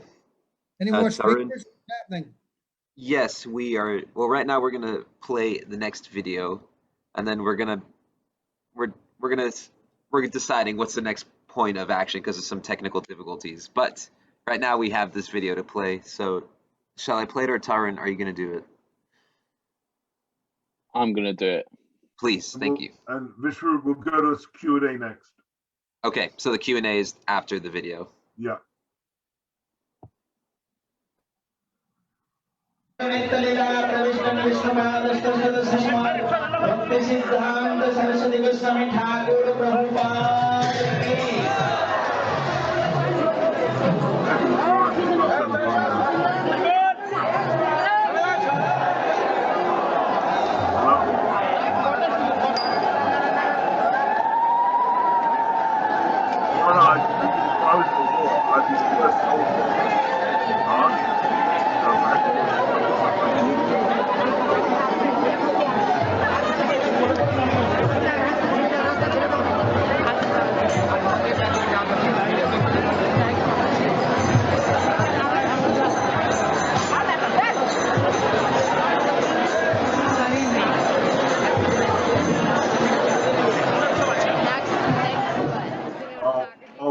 next one after this. Guru Nitya Lila Pravishtan Vishnupad Stashtata Srimad Bhaktivedanta Srila Brahman Goswami Maharaj ki. Oh, Guru Nitya Lila. Was that the final one, the fifth? This is we're playing the fourth now, right? Pravishtan Vishnupad Stashtata Srimad Bhaktivedanta Srila Goswami Maharaj ki. Gaudiya Vedanta Samiti ki. Gaudiya Vedanta Samiti Sakal Bhakta Vrinda ki. Sacinandana Gaura Hari. One sec. Hari Bol.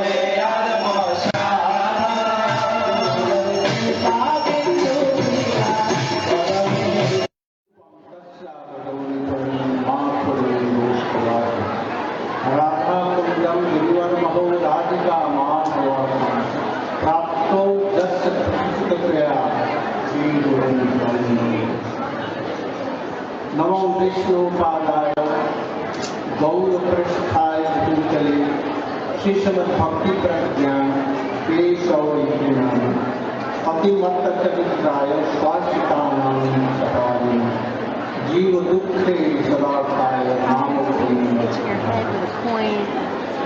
वंशा कल्पतरोभ्यश्च कृपा सिन्धुभ्यैव च पतितानां पावनेभ्यो वैष्णवेभ्यो तवैवास्मि न जीवामि त्वया विना इति विज्ञाय राधे तन्माय।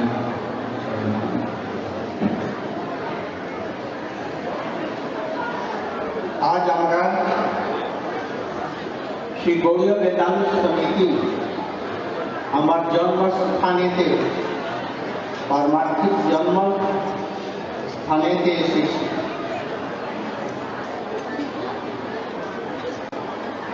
मदीय गुरु पाद पद्म नित्य लीला प्रविष्ट ओम विष्णुपाद श्रीमद् भक्ति प्रज्ञान किशोर गोस्वामी महाराज কোথায় আমার মগধ দেশে জন্ম, যেখানে বৌদ্ধ ধর্ম ইত্যাদি প্রচারিত, সেখান থেকে আমার দিদি ধরে জোর করে নিয়ে এসে गौर प्रेम रस राधा कृष्ण प्रेम रस पान करें। तहाँ पाद पद में यानी कोटि कोटि बार दंडी पुष्पांजलि। तत्पश्चात हमारा गुरु भ्राता श्रीपाद पर्यटक महाराज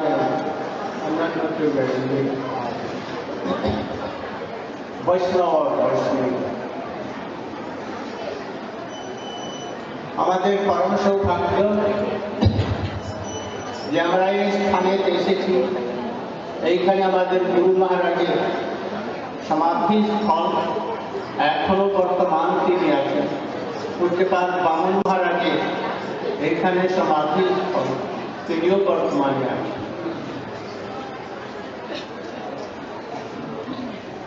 এই ধাম পরিক্রমা শ্রী ভক্তিবিনোদ ঠাকুর ধামের মহিমা তিনি ग्रंथ लिखे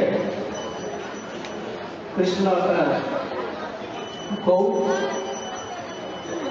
नवदीप धाम महात्मा आरो सब प्रकाश कर दिए और नवदीप मायापुरे जन्मस्थान महाप्रभु ये आविष्कार करे और कोठार की नवदीप धाम एवं निर्देश करे तारपरे ताहार निर्देशे श्रील प्रभुपाद भक्ति सिद्धांत सरस्वती गोस्वामी ठाकुर ताहार निर्देश अनुसारे नवदीप धाम परिक्रमा आरंभ कर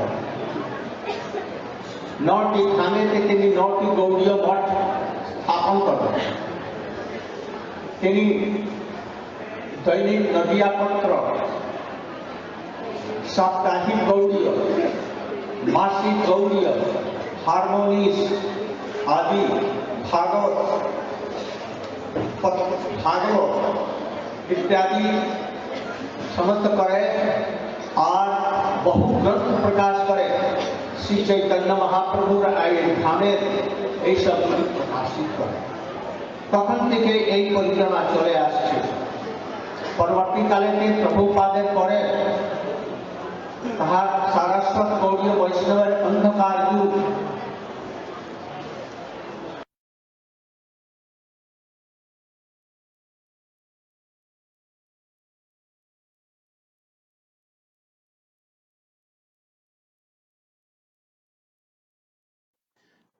Hare Krishna, dear devotees, into our esteemed panel. So we shifted things around, but now we have entered a question and answer phase. So this is where anyone who feels inspired can ask a question. So I already have 2 questions here, and for any devotee who feels shy or doesn't want their question aired publicly, they can just send me a message here on the Zoom chat, and I will ask the question, and your anonymous nature will be kept because we respect that. And also, if you have a question, please write it in the chat, and we'll probably just call on people one by one. You can ask the question to anyone specifically, or if you just want to ask the question to the general panel. But first question I have here is from Yashodanandan Prabhu. Do you want to unmute and speak it, please, Prabhu? I'm unmuted. Thank you, Vishrup, very much. Lovely emceeing. Before I ask my question, I just want to let you know we're going to do a strict 30 minutes for these questions, and then I'm going to find out what we had a problem with Symarani's video sound quality, so we've been editing the sound quality, or rather Yashadari has, and we're limited by upload speed. So at the end of 30 minutes, I'll check out where we are with the upload speed, and then we can decide whether to continue the Q&A if we're only 5 or 10 minutes away from hearing the video. That'd be great. If we're like an hour away, it's not going to work. Is that okay, Vishru? Perfect. Yeah, perfect. Okay, great. Thank you. Okay, so my questions for our sweet, beautiful Bhagavad Maharaj. So, hi, Maharaji. So my question is in 2 parts. Is a comment and then a question. Because I found what you said completely fascinating. Like, what I got from it was a vision of we're in this fractal, microcosmic, macrocosmic universe, and the Sankalpa is empowered through the mathematical symmetry and efficacy of the Vedas, which, as you said, is the only spiritual text that has that mathematical validity. And my comment is that when I look up the number of species in the Vedas, it pretty much matches what you Google as to how many species there are on the planet. And then when you look at the Srimad Bhagavatam and the Vedas, which cite the size of the atom being 1,000th of a hair, and you look at the minimum to maximum size of a hair in microns, and you compare it to a size of an atom by modern scientists, it's pretty spot on. It's quite amazing. It gives you incredible faith to see that. And then when you look at the cosmology in terms of the age of the universe, it's not exactly there, but it's, we're talking billions and trillions of years. as opposed to the Jewish or Christian concept, which is a few thousand years. So that's also pretty much in line. It's amazing. When you look at the size of galaxies and universes, I haven't been able to reconcile that. That doesn't, the Vedic material is much harder to reconcile with the modern scientific material for somebody who only works in 3 dimensions like me. And quite frankly, sometimes I struggle in 3 dimensions. So that's my observation. So my question is, you mentioned about this Manu being 72 Chatur Yugas long. And this has always fascinated me because a day of Brahma is 1,000 Chatur Yugas, which is 71 times 14 Manus, 71 Chatur Yugas times 14 Manus, which equals 994 plus 6 leap years. So is the implication of it being 72 Chatur Yugas in this Manu, does that mean that there's a leap year within this Manu?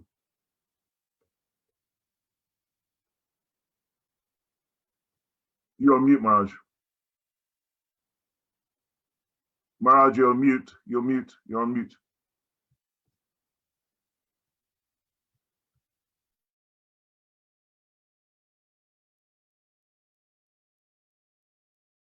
You're addressing Bhagavat Maharaj, right? Yes. Me. There we go. Jai. Thank you. Okay. Can you hear me now? Can you hear me now? Perfect. Perfect. So I don't know of any leap years in the Vedas. The leap year was created with the solar calendar. Aryabhata was the first one to create a solar calendar in about the 4th century AD. Prior to that, they followed a lunar calendar only, exclusively. But Aryabhata made some innovations because all of these measurements were easier to make with a round Earth's globe than they were from a flat plane of Jambudvip. So the measurements of where the planets were located, etc., because it was easier to do it with a round globe, he introduced that as the main conception, along with a heliocentric universe with the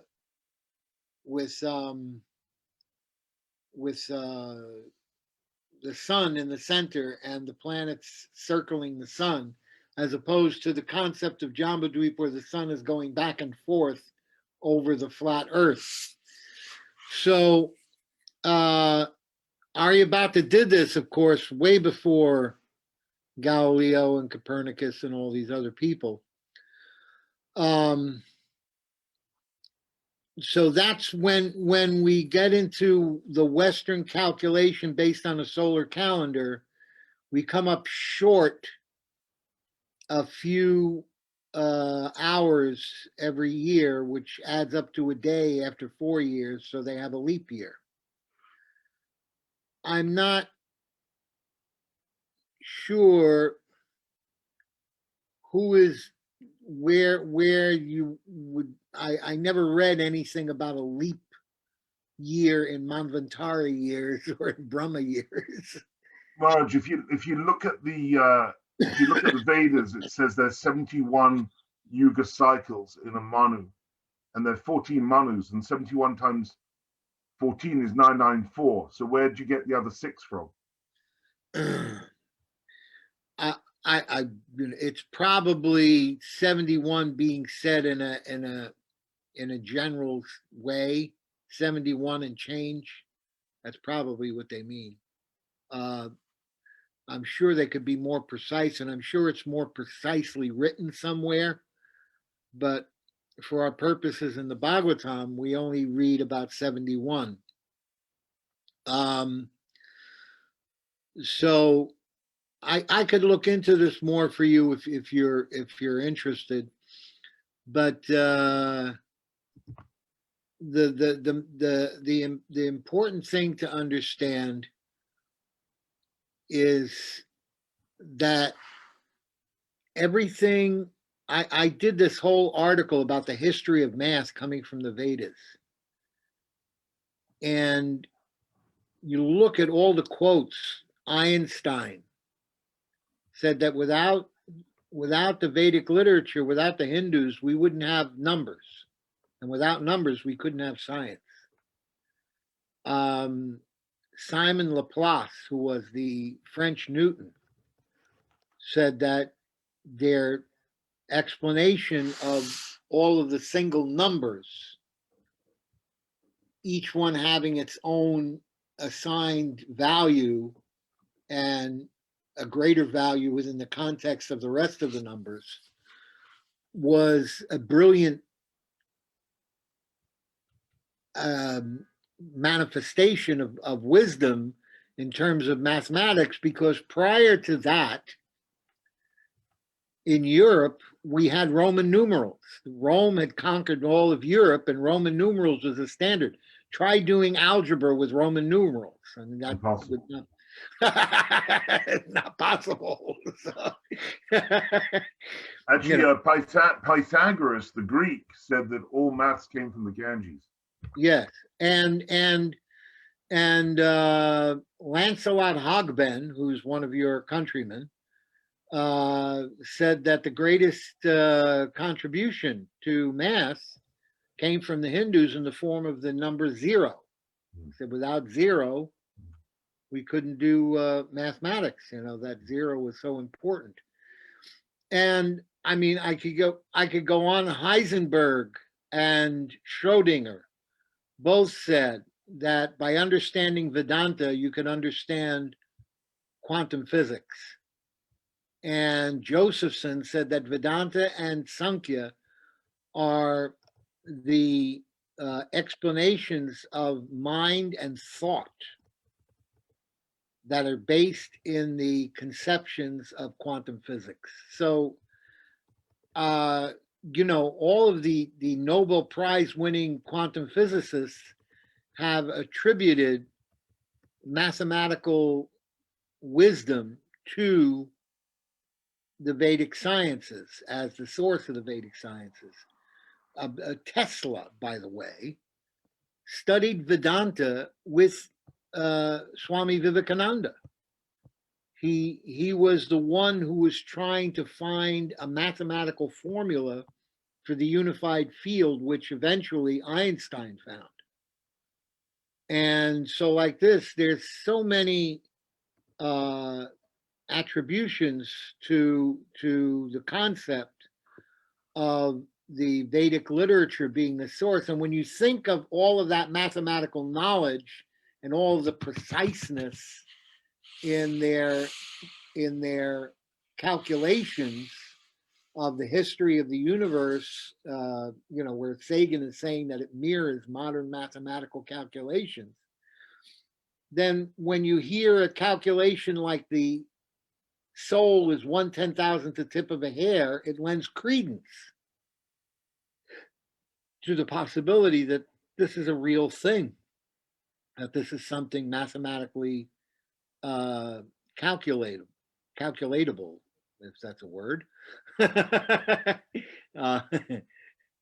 fear I'm putting Vaikhanas Maharaj to sleep with all this math kata. So, yeah, I don't have an answer for you. I will look for an answer for you.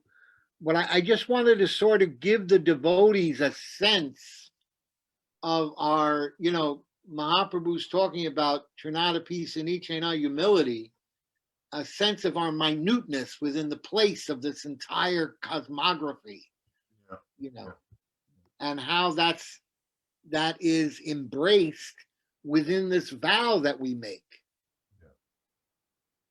That we're making this vow within the context of the history of the entire universe. The second half of Lord Brahma's day, in Vivaswata Manu, in this, in the Varaha Kalpa.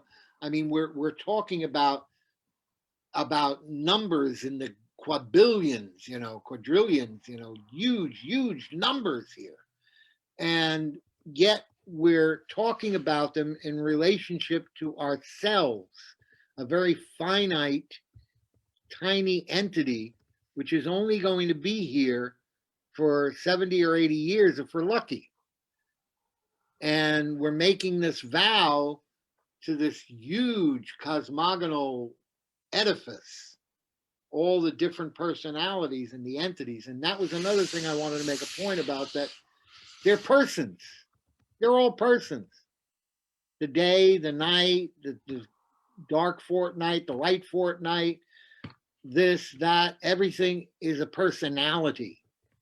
There's a demigod that's involved in that. And we're making a testament before all of them. This is what we're going to do.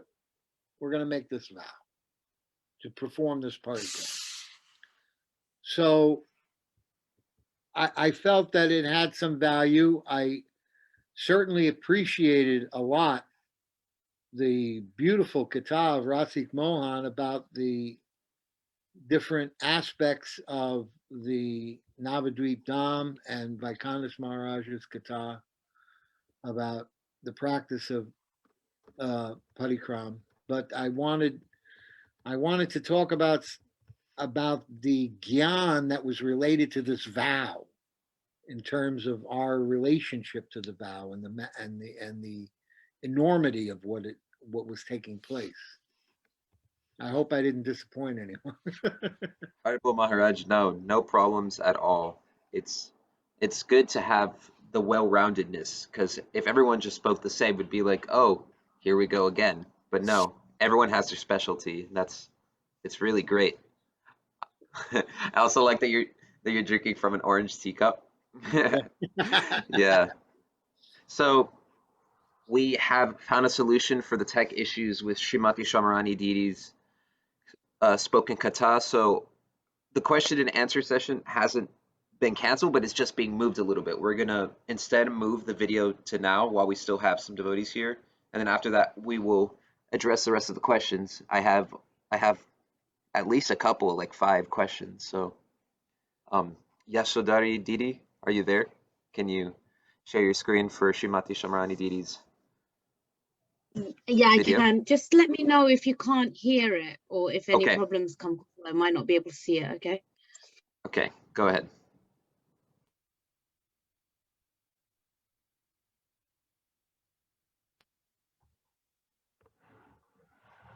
Did you turn your screen on?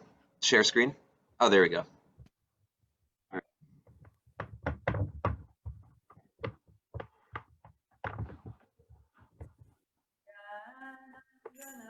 All Kaya Chaksurandalitam Yena Tasmai Sri Gurave Namah Click full screen. Gurave Gaurachandraya Radhikaya Tvadalaya Krishnaya Krishna Bhaktaya Tadabhaktaya Namo Namah Yam Pravarjantam Manupetam Apeta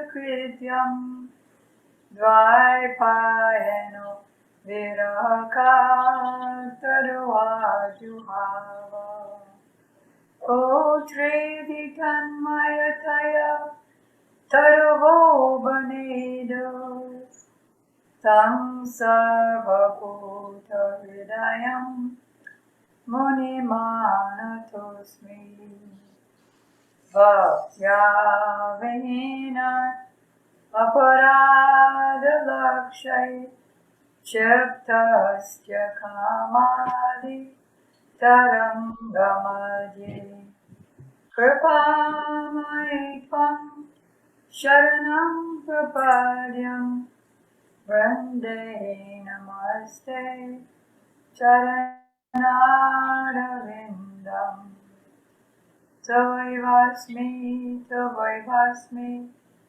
Najivami Tambina Iti Vigyaya Radhe Tam Nayamam Charanantike.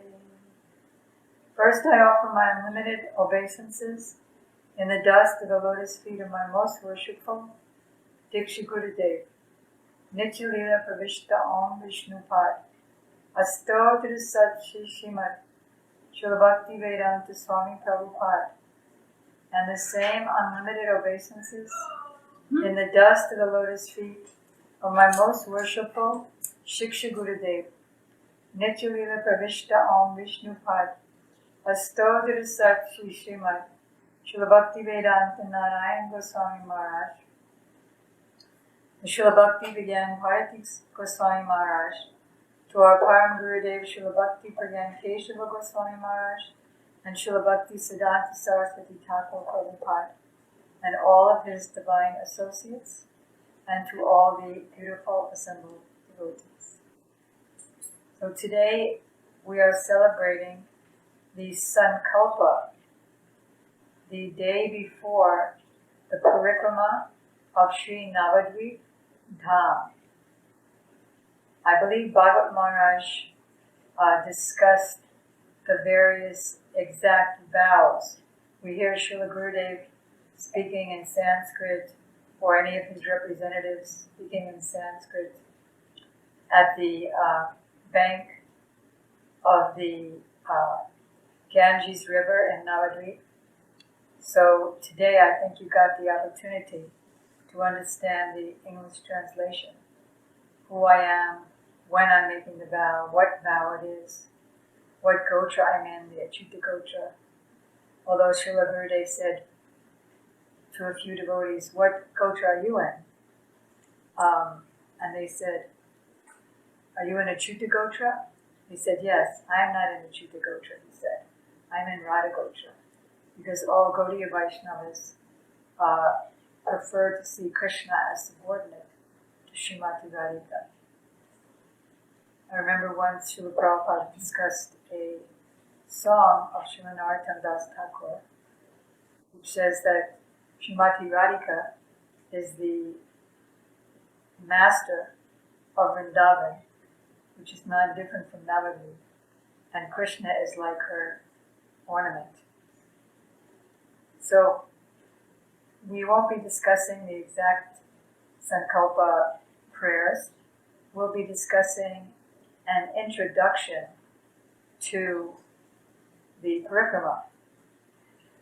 That is a drop of the magnificence of the Dham, and how the Parikarama began when Srila Jiva Goswami, when he was just a youth, left his house. He was the nephew of Srila Rupa and Sanatana Goswami, and they provided for his education, and then they left home. And when he was only 12 or so years old, he also left his home because he wanted to go to Navadvipa. Chaitanya Mahaprabhu had recently departed, and Jiva Goswami, feeling great separation, called out, Nadia, Nadia, with a very anxious heart. That is the price for entering into the Lord's abode. One of the very, very first things I learned from our Srila Prabhupada when I was a new devotee in 1966 in 26 Second Avenue is he said that Rupa Goswami said that there's one price to pay for Krishna consciousness, which is non-different from entering the Dham, and that is the anxiety to have it, or greed, low. So, with a very anxious heart, Srila Jiva Goswami was calling out, Nadia, Nadia. Then for the entire journey, that means thousands of miles walking on foot, without shoes. For the entire journey from his place of residence in Chandradweep to Navadvipa, streams of tears of separation flowed from his eyes, while crying out with a loud voice, O life of all living entities, O Sri Gauranga, O Nityananda Prabhu, when will you bestow your mercy upon me and give me your darshan? Alas, O Navadvipa Dham, the essence of all holy abodes, when will I receive your darshan? Everything has its time. according to our greed. Back in the 1980s, I was reading this Navadvipa Parikarama book, Navadvipa Mahatmya, and then I started weeping, even though I had no sense of awareness of the glory of Navadvipa. But then I thought, as soon as I felt a tear coming down, I thought, no, I'm not qualified for these tears. And I dropped it from the 80s to the 90s until I met Gurudev in 1992. Because when one is ready, and when one isn't, one isn't. Alas, alas, O Navadvipa, the essence of all holy places, when will I receive your darshan? Repeatedly crying out like this, he continued on his way. We're discussing from chapter 4 of Navadvipa Mahatmya. Jiva Goswami's unprecedented beauty was due to his youthfulness, his handsome, well-built body, and his extreme renunciation. Renunciation is, as you know, one of the 6 opulences. And because he's Vilas Manjari in Radha and Krishna's pastimes, of course he's going to be beautiful. After many, many days of walking, he reached Sri Navadvipa. His heart was always overwhelmed with feelings of love. Seeing the Dham from a distance, he offered his obeisances. This is the quality of actually performing Navadvipa Parikarama. As soon as he saw the Dham from a great distance, he offered his obeisances and fell unconscious. Like when I go to the Dham, yes, I roll in the dust, but I do that because I know I'm supposed to, as following the rules and regulations. He immediately became unconscious. And then after some time, he cried, "Calm down." With the hairs of his body standing on end, he entered the Dham. Upon arriving at Barakona Ghat, see what happens is, even when we go on Navadvipa Parikarama, we don't actually go to the Dham, but there's a thin layer of Maya, which is described by Srila Bhaktivinoda Thakur in his Navadvipa Mahatmya, a thin layer of Maya covering the Dham. So we, conditioned souls, pilgrims to Navadvipa, we go to that place. And then the associates of the Dham, all the associates of Chaitanya Mahaprabhu, who are also the same associates of Radha and Krishna, their representatives come up through that layer to be with us and give us association so that gradually we become qualified to go down under that layer of Maya. So upon arriving at Barakona Ghat, which is the place where Chaitanya Mahaprabhu converted the big conceited scholar Digvijaya, Keshava Kashmiri, he inquired from everyone, "Where's Nityananda Prabhu? Please show me." Seeing Jiva Goswami immersed in deep ecstasy, one virtuous man took him to where Nityananda Prabhu was staying. But Nityananda Prabhu knew in his heart that Jiva was coming to see him right at that moment, of course, because he knows everything. He knows the heart of every living being. So he was very, very blissful. And he ordered his servants to search for Jiva and bring him near to him. And many Vaishnavas were here and there, searching and calling out for Sri Jiva. So this is what we're hoping for, that we can become so much greedy, transcendental greed, that the Lord and his associates makes all kinds of external and internal arrangements for us. When they saw Jiva Goswami's body decorated with the divine ecstatic symptoms, like hair standing on end, weeping, pallor of the complexion, being stunned, they could understand that he, without a doubt, was Jiva Goswami. Someone came forward and with great praying told him about Nityananda Prabhu's order. So upon hearing the name of Nityananda, he again became unconscious and fell to the ground. After some time, he got up and said, "Oh, I am most fortunate. Even such a wretched person as myself has received the mercy of Nityananda Prabhu." With a joyful heart, he offered his prostrated obeisances to all the Vaishnavas and prayed, "If you all bestow your mercy upon me, a person like me, then I can also attain the lotus feet of Nityananda Prabhu. All the Shastras proclaim this." So seeing his great fortune, the Vaishnavas brought him to the lotus feet of Nityananda Prabhu.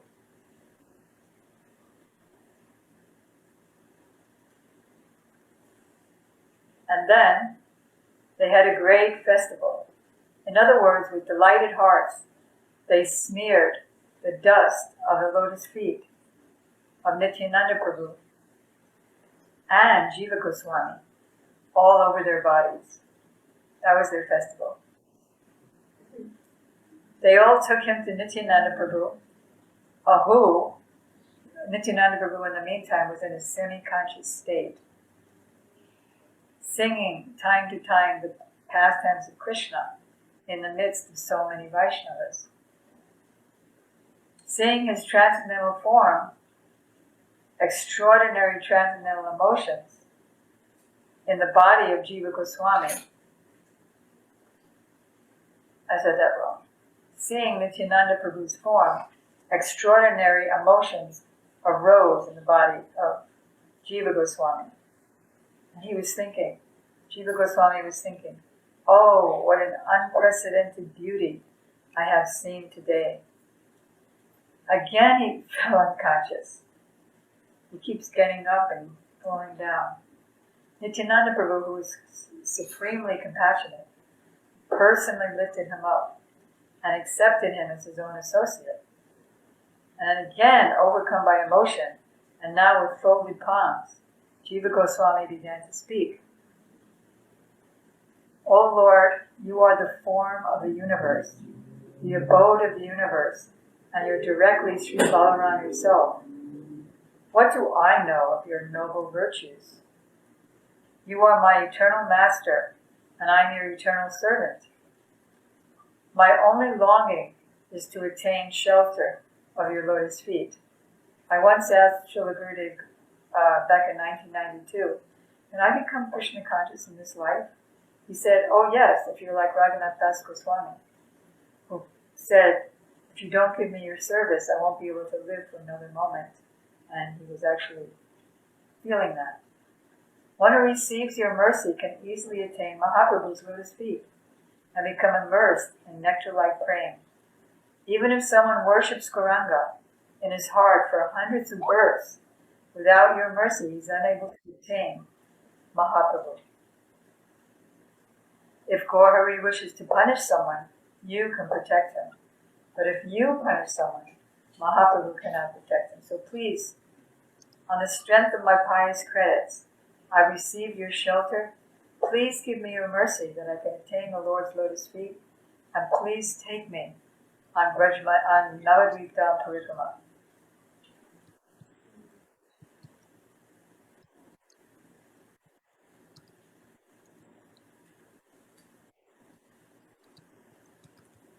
Then he explained to Nityananda Prabhu at Parikarama what happened to him previously. Gauranga told me, I fell at Gauranga's feet and offered my obeisances. Touching his divine body, this is when he appeared in my heart. I became filled with happiness. He told me, "O Jiva, now study the scriptures. When you have finished, then go to Navadvipa, where you will receive everything from the lotus feet of Nityananda Prabhu." And there are so many kirtans in our songbook glorifying the mercy of Nityananda Prabhu. Being destitute, I took Mahaprabhu's order to heart and learned as much as I could. And where did he live? In Chandradweep. I studied literature and other scriptures, but I could not find a Vedanta Acharya to my liking. So Mahaprabhu instructed me to learn Vedanta and to reveal Krishna Bhakti. So when somebody's a pure devotee, he gets everything in his heart, externally, internally, in dream, in vision. Now I've come to Navadvipa and surrendered to your lotus feet. I will carry out whatever order you give me. So then, Nityananda Prabhu, he gave an order, go to Varanasi and study Vedanta Sutra under Madhusudan Vachaspati. He's a great devotee. Then go to Vrindavan and under the guidance of Rupa and Sanatan, especially Rupa, worship the divine couple Radha and Krishna and preach the spotless teachings of Mahaprabhu. So then Nityananda Prabhu took Jiva Goswami, who began to dance in the assembly of the Vaisnavas, chanting, all glories to Gauranga, all glories to Nityananda Rai. And he was weeping and rolling on the ground. Then Jiva Goswami asked Nityananda Prabhu about the tattva of Sri Navadvipa Dham. Please describe in detail the true nature of the Dham. O Jiva, I will certainly tell you about this highly confidential topic, but you must keep it secret in your heart. For now, do not reveal this tattva here and there. At the close of the Lord's manifest pastimes, it will reveal itself naturally. And by the mercy of Nityananda Prabhu, who spoke in the heart, who revealed his Parikarama with Jiva Goswami in the heart of Srila Bhaktivinoda Thakur, our great grand spiritual master. It is Srila Prabhupada is my spiritual master, then my grand spiritual master is Srila Bhaktisiddhanta Saraswati Thakur, and then my great grand spiritual master is Srila Bhaktivinoda Thakur.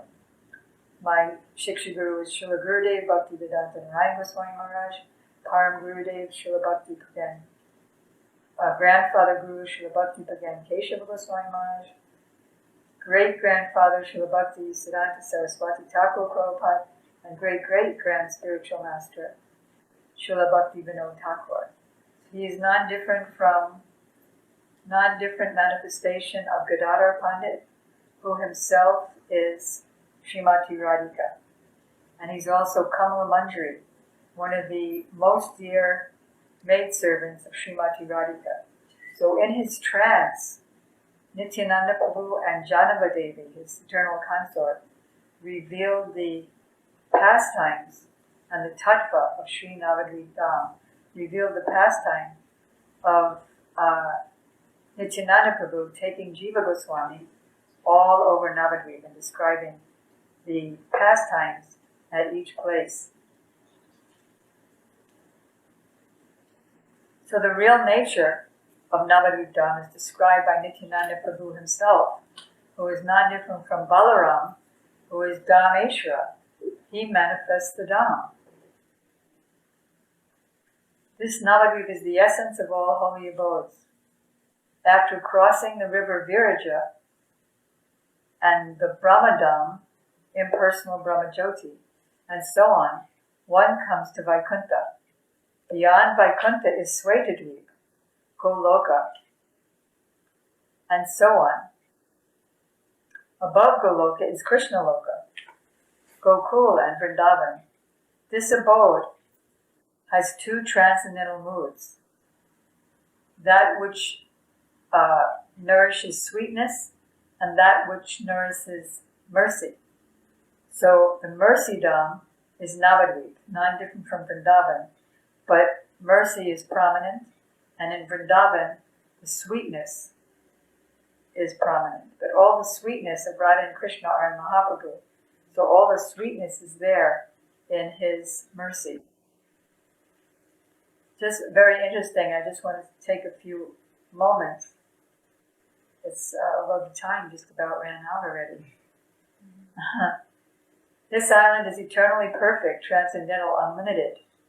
It has 9 islands, and all the 12 forests of Vrindavan are located here and there in the 9 islands of Navadvipa. although not in the same order. Also in these 9 islands, the 9 islands also represent the 9 limbs of bhakti. So, for example, Samantadweep represents hearing. Godudweep represents chanting. Majidweep represents remembering.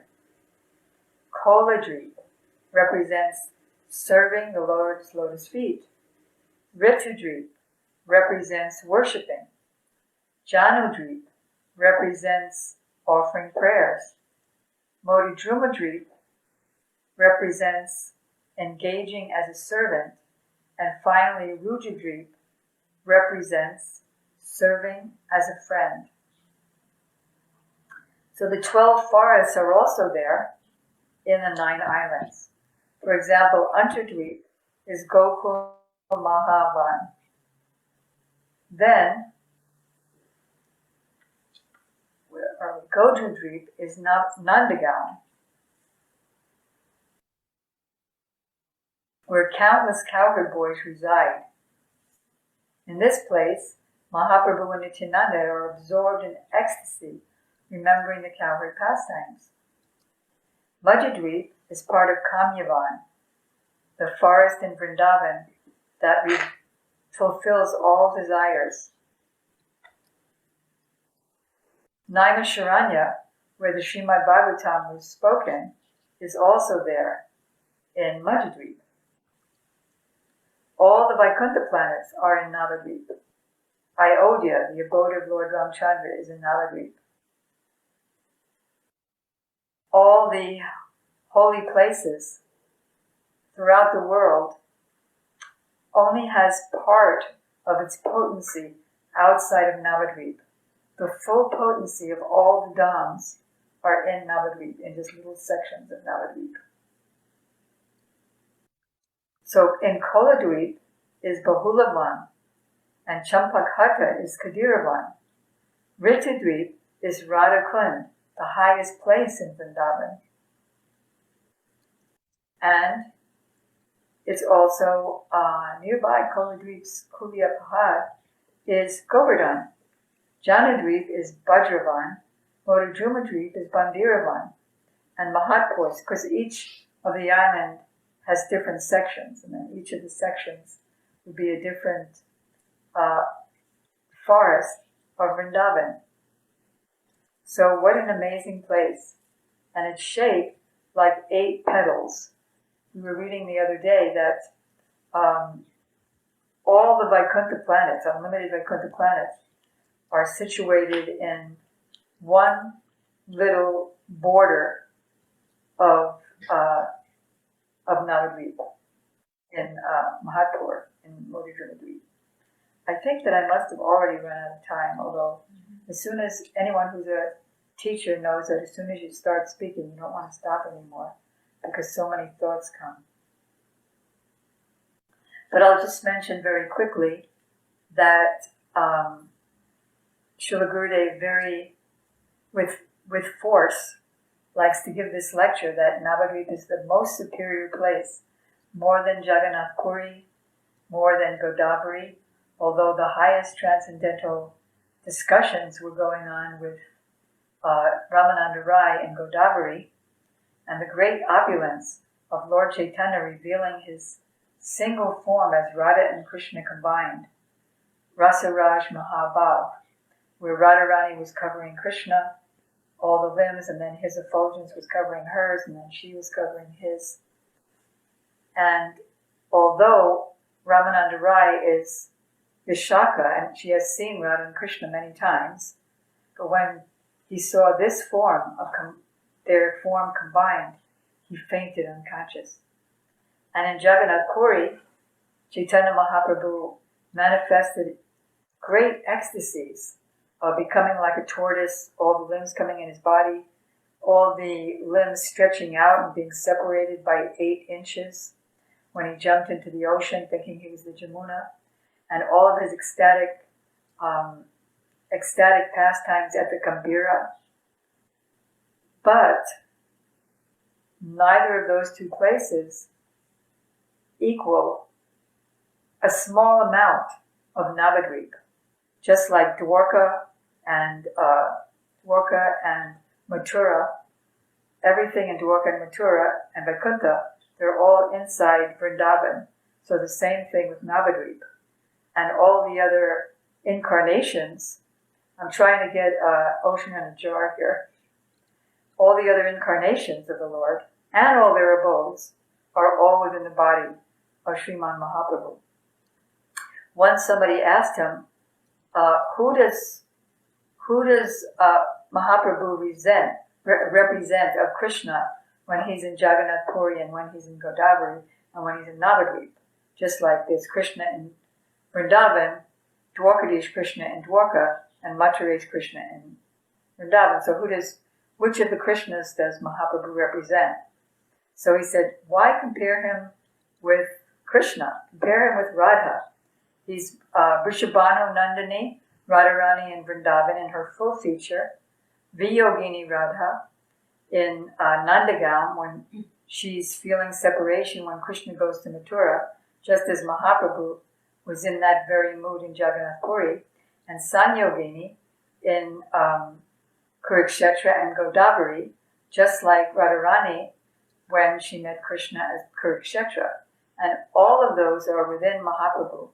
So our soul and whole great yearning and aspiration is to attain the mercy of the Goswamis like Jiva Goswami, who will give us the mercy of Nityananda Prabhu, who will give us the mercy of Chaitanya Mahaprabhu, who we pray will give us the entrance into Navadvipa Dham.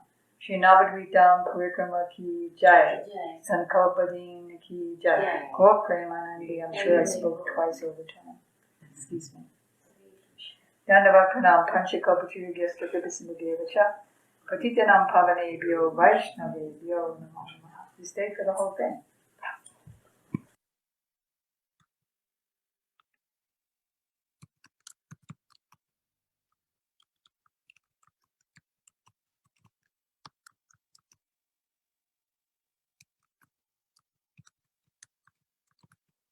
Okay, Hare Krishna devotees and to assembled senior Vaishnavas.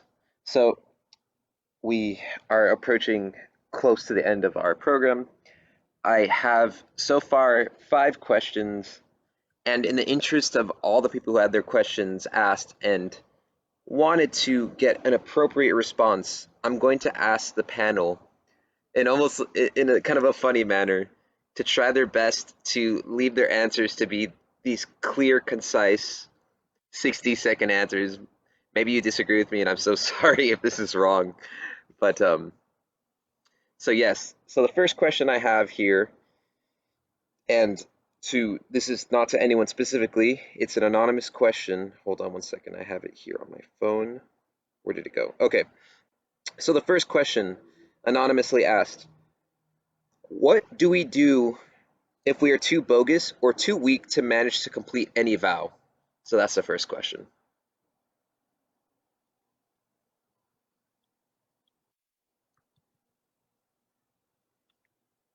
If anyone would like to jump in and go at that. You direct it, Vishnu. You pick someone. Okay. I'll pick someone. Rasika Mohan, Prabhu, what would you say to this question?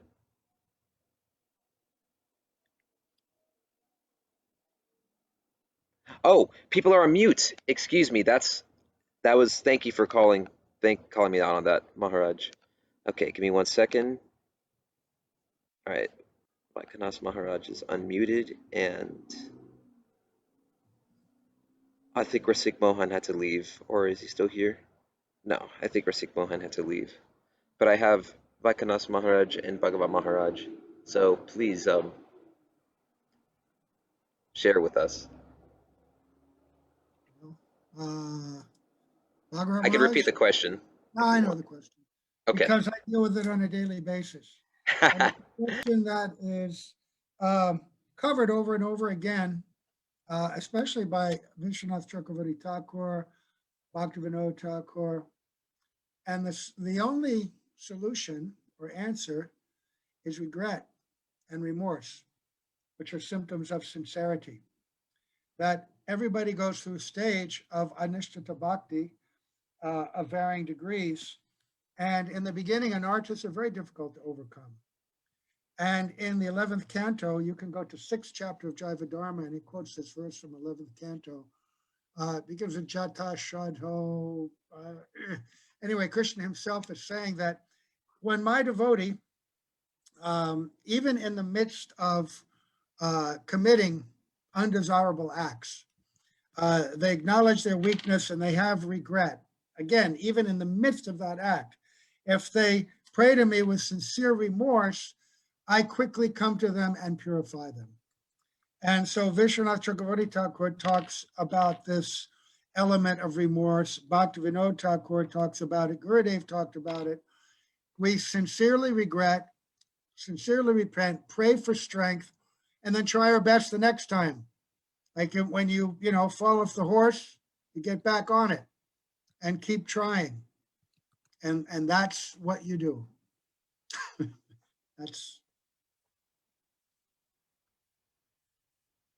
I can't hear you. Thank you for calling me out on that. I didn't realize. Okay, so next question. 1 second. Was that Vrindavan Chandra? Bhagavat Maharaj. Bhagavat Maharaj. Okay. Please, Bhagavat Maharaj, excuse me. Turn your camera on, Maharaj, if you don't mind. Okay, turning on my camera. Well, I thought he was just sitting still there. I thought he was like a yogi. So please, Maharaj, go ahead. You're still on mute. I apologize. Bhagavat Maharaj.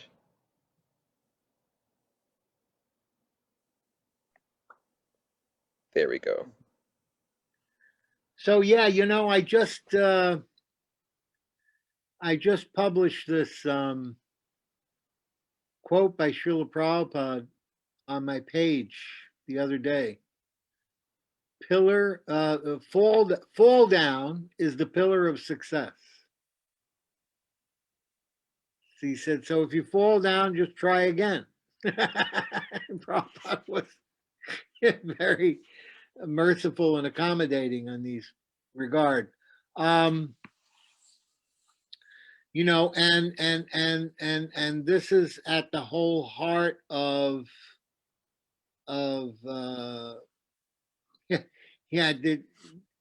when I was in Africa, in Kenya, the Kikuyu tribe had a saying: to trip is not to fall, but to move forward more quickly. So, there's ways of looking at this from another perspective, that, we're fallible, minute parts and parcels of Krishna, very tiny jivas, very incapable. And somehow we're being held up by the mercy of the sadhus. I remember Muni Maharaj telling me this story, that when this one devotee, some of you may know him, Gaurasundar, in Jagannath Puri, he was swimming and he broke his neck and he was paralyzed. So Muni Maharaj knew the Raj Pandit astrologer of the king in Puri. So he went to see him. So when he walked in the door, the man immediately wrote up a chart. And he said, "You've come to see me because one of the devotees has injured himself swimming in the ocean and he's paralyzed." He said, actually, he's supposed to be dead. But there is some sadhu that's maintaining him. And to this day, Gaurasundar remains alive, learning whatever lessons he had to learn in this life from being incapacitated. So we don't understand the depths of how the sadhus are holding us up. Of course, we shouldn't take advantage of it, just like Srila Prabhupada says in his commentary on Apichet Sudaracharo, that if one keeps committing acts that are against Vaishnav Dharma, then he's not to be considered a very high-class devotee. Yes, I will. I apologize. So the situation is that it's hard. It's hard to make vows and to keep them. It's hard to have the sincerity to follow through. All this is very difficult. Nobody said spiritual life was a cakewalk. But the thing is, every little inch that we gain, every little small steps that we take toward doing this, it'll only get better. It'll only get better. So we just have to persevere. And if we make a mistake and we fail, then we try again the next year. Most of you are young enough here to do that. I've failed at vows that I've made, and I've also succeeded at vows that I've made. So I know the feeling when you fail, and I know the feeling of when you complete it and do it right. So take the vows. Don't shy away from doing it because you lack the resourcefulness and determination to complete it. Thank you, Maharaj. That was very, very, it's real. I really appreciated that answer. It's so real. So the next question I have, another anonymous question for our panel. The question was, what is the meaning of Lord Chaitanya Mahaprabhu taking sannyas? So, sorry once again, but I'm going to need the 60-second burst answers. I apologize. Because I know these are deep questions. Your and turn. Deep answers. Well, in the most simple way, taking sannyas is part of his Leela as Yuga avatar, the deliverance of everybody in the Kali Yuga. And the people in Navadvipa, many of them were continuing to disrespect him, thinking him to be an ordinary Brahmin. And so one reason is in order to benedict them, he took sannyas so that they would respect that position and offer him worship. But deeper than that, it's that by taking sannyas, the pastime of separation got to be experienced by the devotees in Navadvipa, and even by those who were apparently envious of him. And when he left as sannyas, even those, when he first came back, even those who were envious of him were very eager to see him again. So it created a sense of remorse and feeling for him. And for Vishnu Priya, Jashoda, Sachi Mata, and all the Navadvipa Vasis, it created the Leela of meeting and separation, which is very important in understanding our philosophy. Sripad Bhagavat Maharaj. Yes, well, as he said, it was a Leela. I remember what drove him to do it was the fact that his students were criticizing him. That's the way the Leela comes up. That's the way the Leela comes about. His students were criticizing him for chanting the name of the gopis, and so as a result, he came to the conclusion that unless he takes sannyas, no one is going to respect his instructions, and that it was part of his appearance as the Yuga avatar to instruct everyone in the Yuga Dharma and in the practices of Raganuga Bhakti. The point that he made about taking sannyas, there's a story where Mahaprabhu actually talks with Lokanath Goswami about this very point. And he says to him, I'm going to take sannyas because I created so much pain for Radharani and the other gopis when I left them and forced them to suffer in separation. And when Radharani was suffering in separation, she wore Arunavesh means a reddish color dress. He said, so I will put on Arunavesh and I will be absorbed in that mood of separation as she was. And in this way, I will repay my debt to the gopis for doing this. There's a discussion in the disciple of Janavamata. Was it Nityananda's Das or something? He was disciple of Janavamata, and he wrote this. So those are the 2 points. Well, one small thing. It was students that objected to him, but it wasn't his students. His students are his eternal associates, according to Chaitanya Bhagavata. Okay, so it was other students. Yeah, other students. Perfect. Thank you, guys. Thank you to Exalted Vaishnavas so much, not just guys. Next question. This was directed from Budhara Prabhu. Do you want to come on camera and say it, Prabhu? Or I can ask it for you if you're still there in this meeting. Oh, let me see. Sorry, I'd have to let you. Let's see. No, oh wait, he's still here. I'll ask him to unmute. There we go.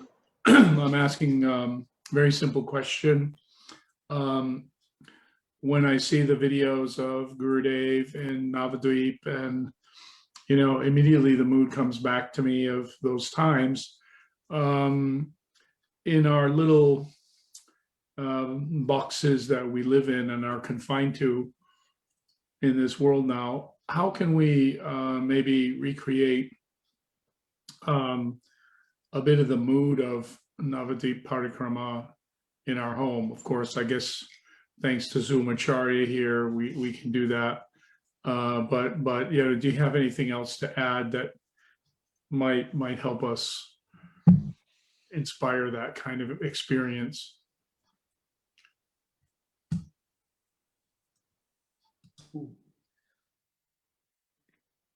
I mean, is there an order? Am I doing first every time? All right. Well,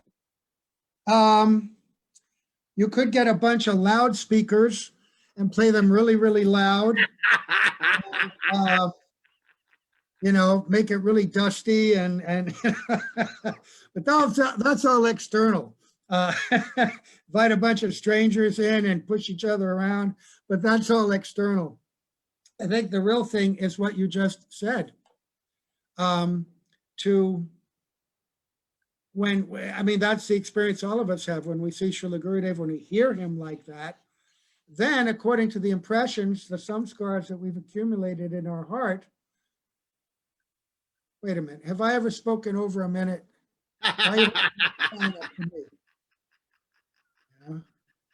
All right, I cede my time. No, I thought that was very, very creative, and I'm the one who's speaking over a minute. So let me just say that you might want to take this week off, and instead of doing whatever it is that you do to maintain yourself, if you can take the week off, then spend it reading Chaitanya Bhagavata and Chaitanya Charitamrita and focusing on the pastimes of Lord Chaitanya in Navadvipa. And that'll help bring you closer to Lord Chaitanya.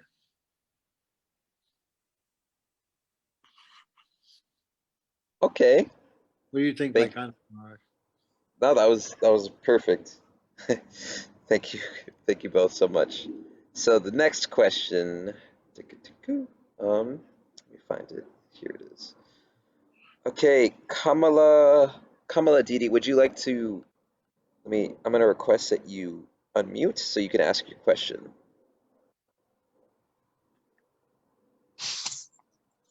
Haribo, Dandavat Pranams. Nandavad. Oh, Haribo. So my question is, I've never actually been on a Navadvipa Parikarama. I've never been to India. So my question is, how can we receive the mercy of doing Parikarama if we've never actually experienced physically going there?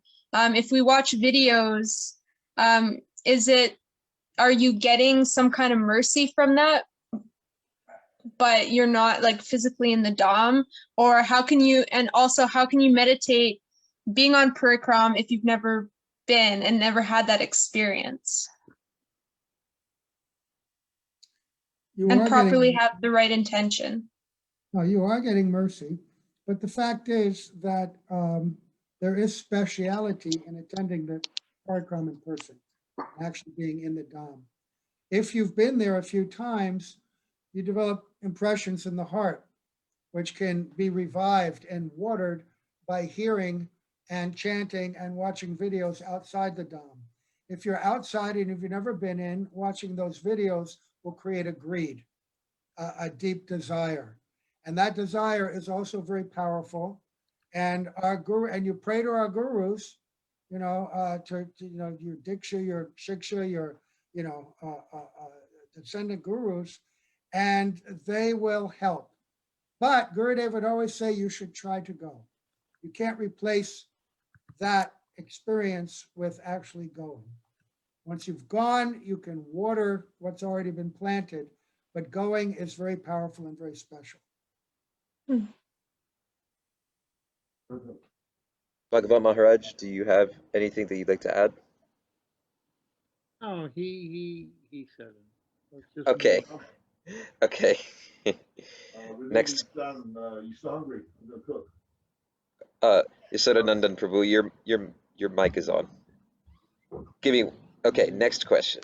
Give me 1 second. Okay. Thank you all for these questions. They're very, very sweet. Okay. Okay. This question is from, I wonder if they're still in the meeting. I don't know what your name is. I'm just going to ask you to unmute from Das Prabhu, but his question was to Rasik Mohan Prabhu, but Rasik is not here anymore. But if you would like to ask a question, please, Das Prabhu. I've asked you to unmute if you want to ask the question yourself.